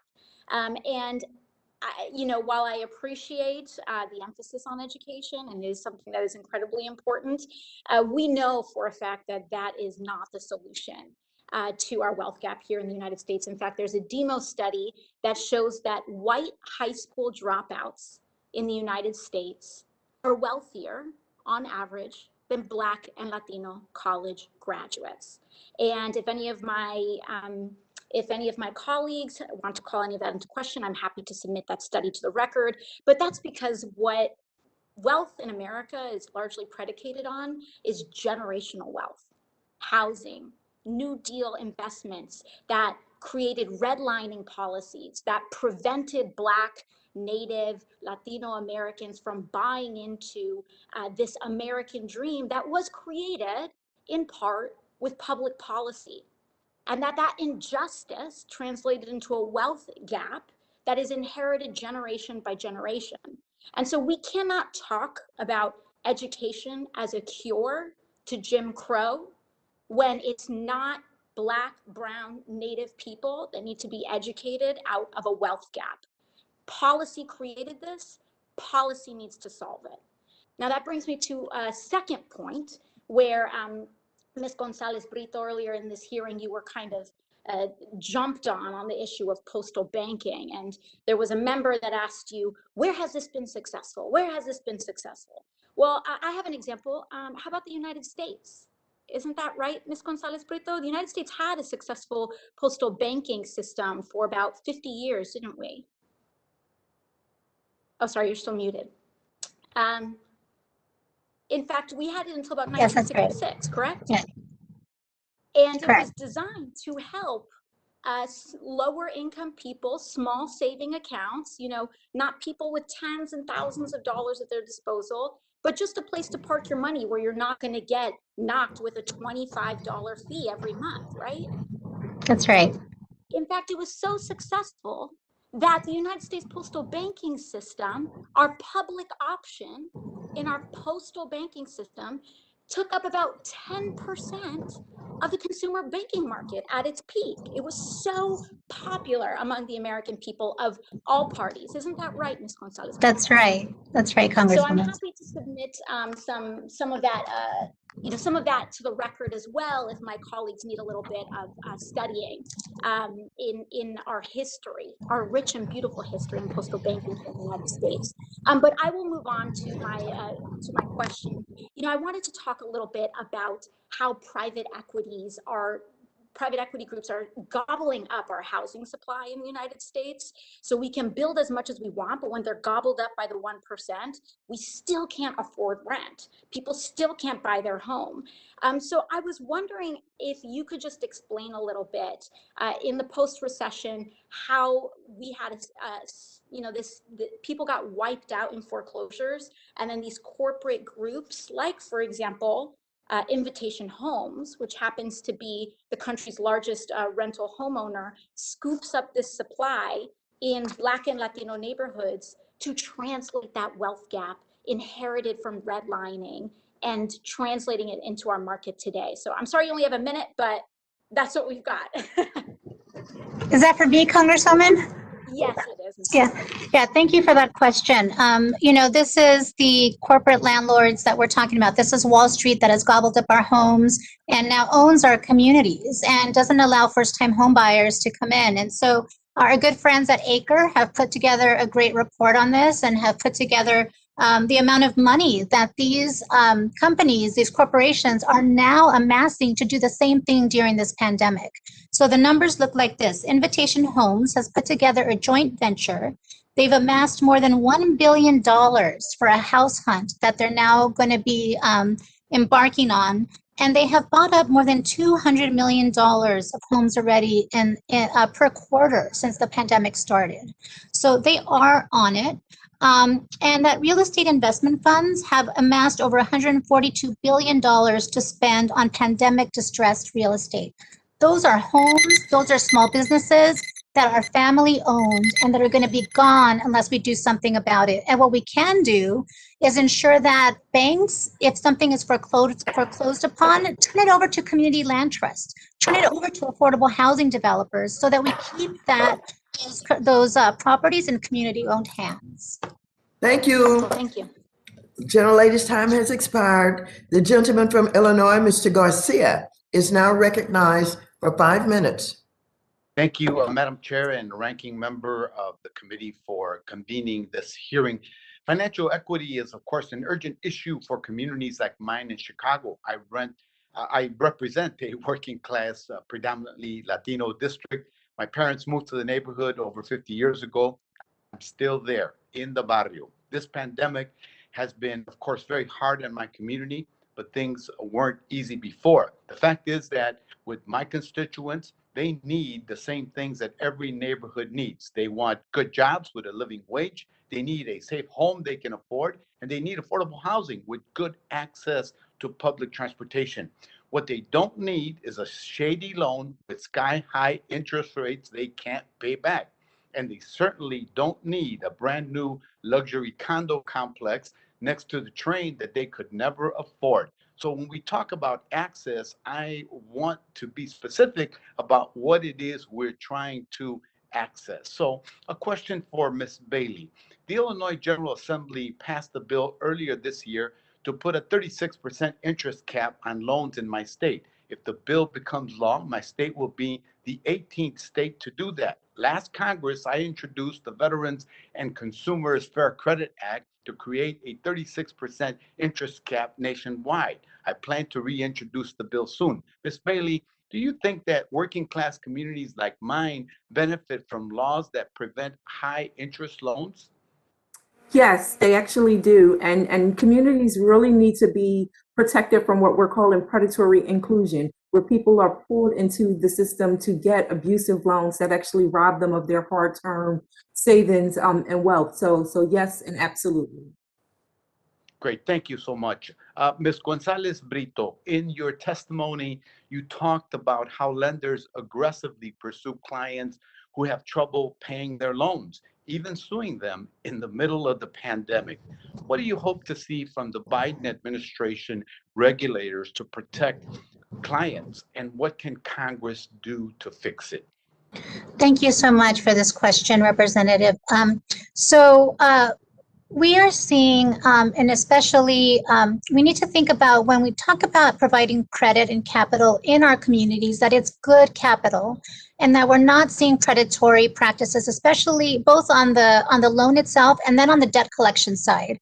And when we're seeing, I want to give a specific example, Opportune makes loans to Latino and Latino immigrant communities in specific, and they pride themselves on that. And they're what we found was that they are actually in Texas, in Florida, and in California with high populations of Latinos, like my family, like your family, Congressman. And neighbors, what they're doing then on the back end is suing in order to collect the loans in small claims court, where a borrower can't even take an attorney, a legal aid attorney, to help defend them.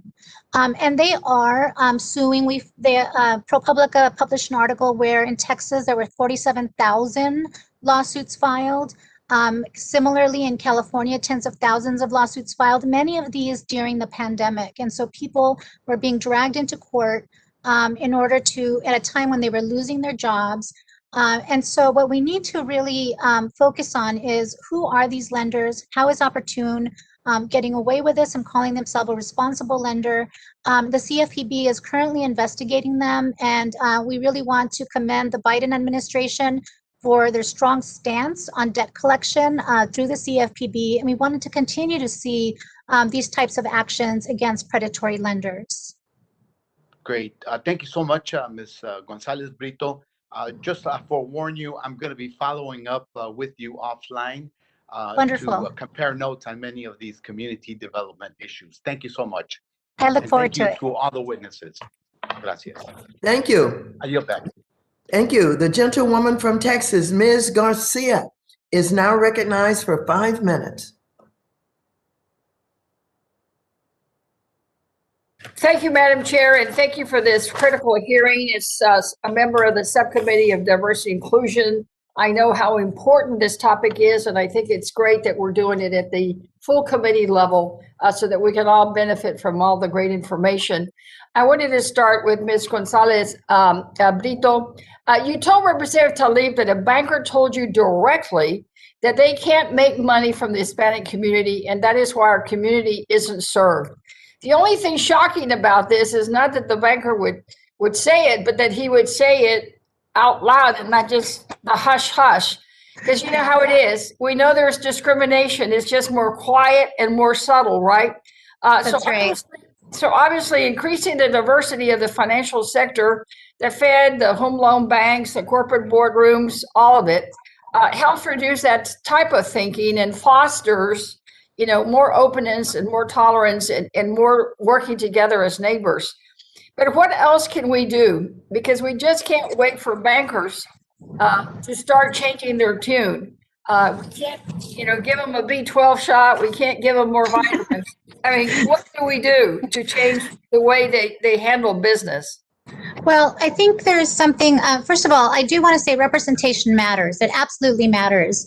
But representation alone is not going to solve the problem. That, anti-Blackness, white supremacy, all of this is held up by policies, practices, and ideology, right? And so we need to be able to really take that on head on and be able to start to dismantle that through policies, practices, and ideology. And so we need to be able to, through your work in the committee, through your work in Congress, policies matter, and really innovative policies that are going to be able to move the needle.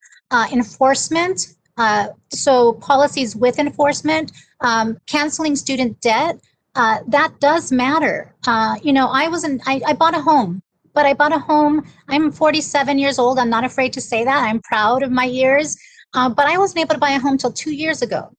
And I took on a lot of debt to do it. And I don't know if I'll be able to retire and still pay my loan, my mortgage, right? We hope we can, and we hope I can too. But that's the reality of our communities, right? And so, just because I've only got about 2 more minutes left, you mentioned something that caught my ear in your testimony. You talked about an equity racial audit that all banks should go through and all lending institutions. What exactly you're talking about? And if you could be brief, because I have one more question and I want to ask Mr. Sorry, I talk a lot. Yes, but this is actually Color of Change. Our friends at SEIU, ACRE are working on this project or on this idea that banks should be monitored, and this should actually be enforced. It can be a part of CRA. Are banks, are they discriminating? Are they hiring their diversity practices? We should look at whether they're actually financing white supremacists. Are they working with white supremacist organizations? So there's a whole host of areas that we can evaluate banks. And we actually, after January 6th, began to think about sedition audits as well. And so this is a way that we can evaluate banks and their business practices, but really, how are they serving and lending and investing to Black, Indigenous, and people of color? Right, well, like my compadre, Representative Garcia of Illinois, I may follow up with you on some of these questions. Thank you. And Mr. Yang, I wanted to ask you quickly. You said in your written testimony, you talk about the limited English proficiency barriers, the language barriers, the lack of information in the language of the person seeking the loan or seeking access. What more can we do to help that? That's a big concern of mine with regard to Spanish-speaking communities. Absolutely. And thank you very much for that question. It's including language, whether it's in a report or in bill text, that includes an allocation of funding for translations, an allocation of funding to be directed to the community to get out the word, whether it's ethnic media or the like, to ensure that people understand, people have the materials that they need to understand, whether it's PPP or other, vaccine rollout, all of these pieces to make sure that we're not leaving limited English proficient communities behind in the relief efforts, in these health and safety efforts. Well, thank you. And I see I've got 1 second. Next, I yield back. Thank you so very much. The gentleman from Georgia, the gentlewoman from Georgia, Ms. Williams, is now recognized for 5 minutes.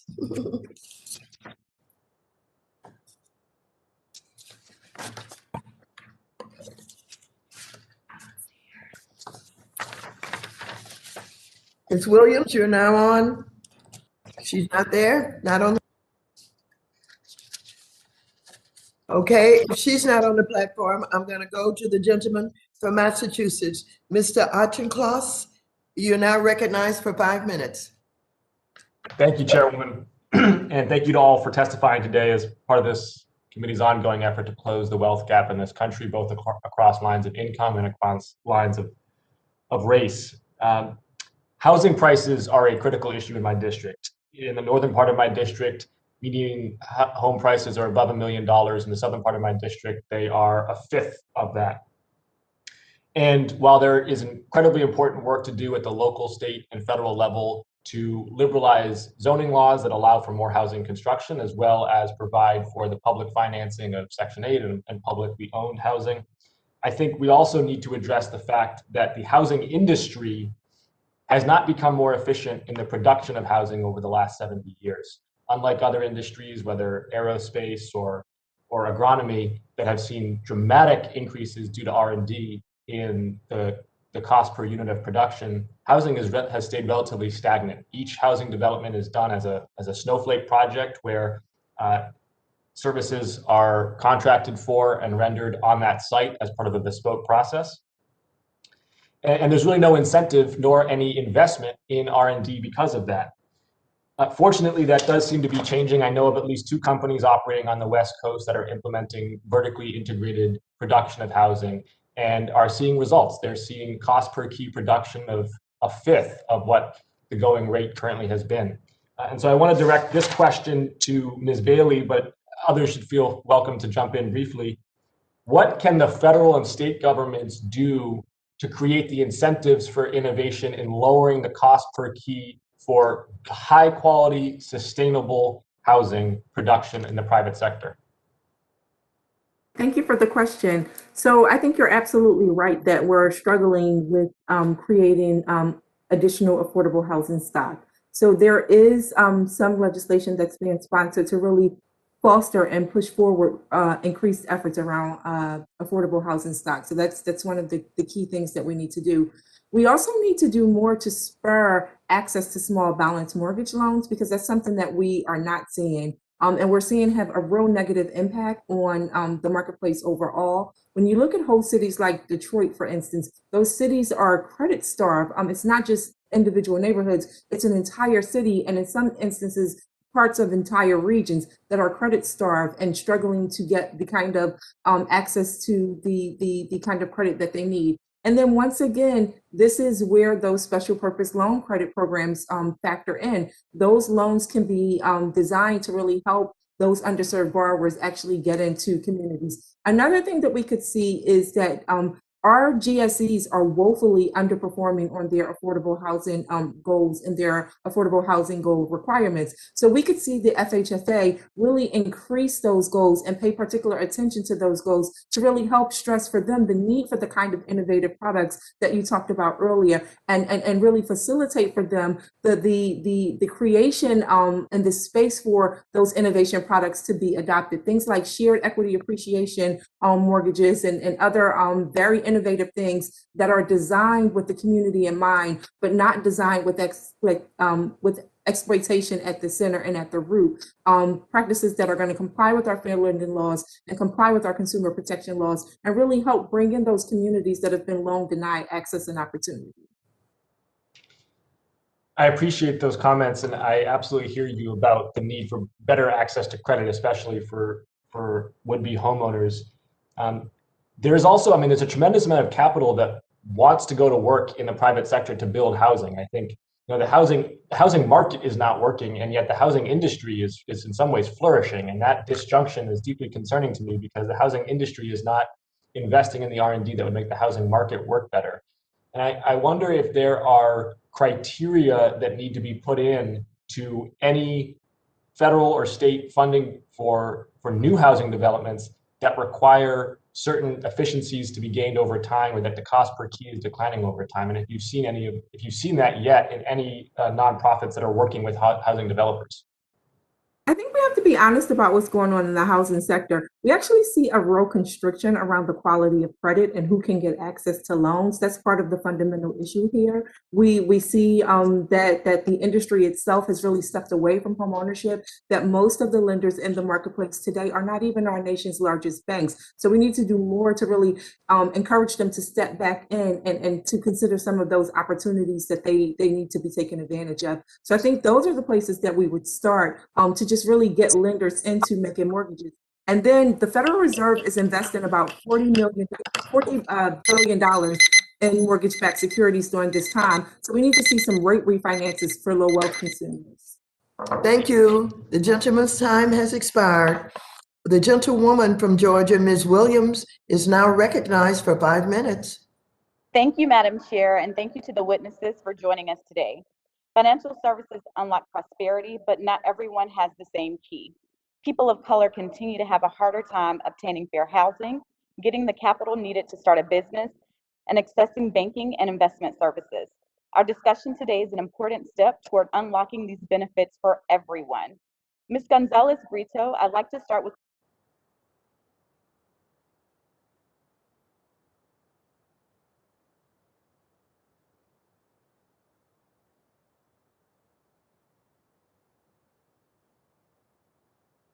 Raise a question? Did I lose sound? Did the gentlewoman raise a question? Ms. Williams? Ms. Williams?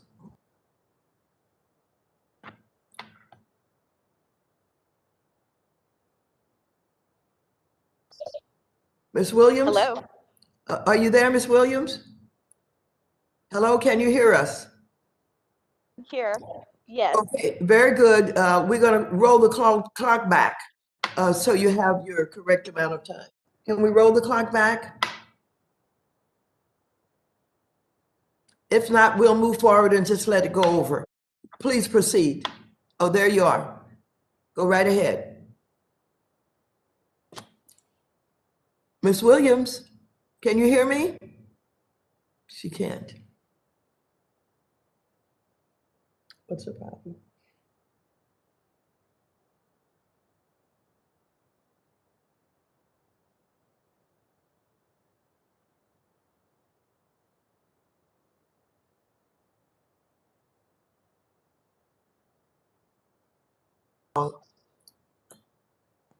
Can you hear me, Ms. Williams? No. So what do we do? You can hear me now? Yes. Okay, please, we're going to roll the clock back one more time so you'll have all of your time. Please roll the clock back. Can you hear me?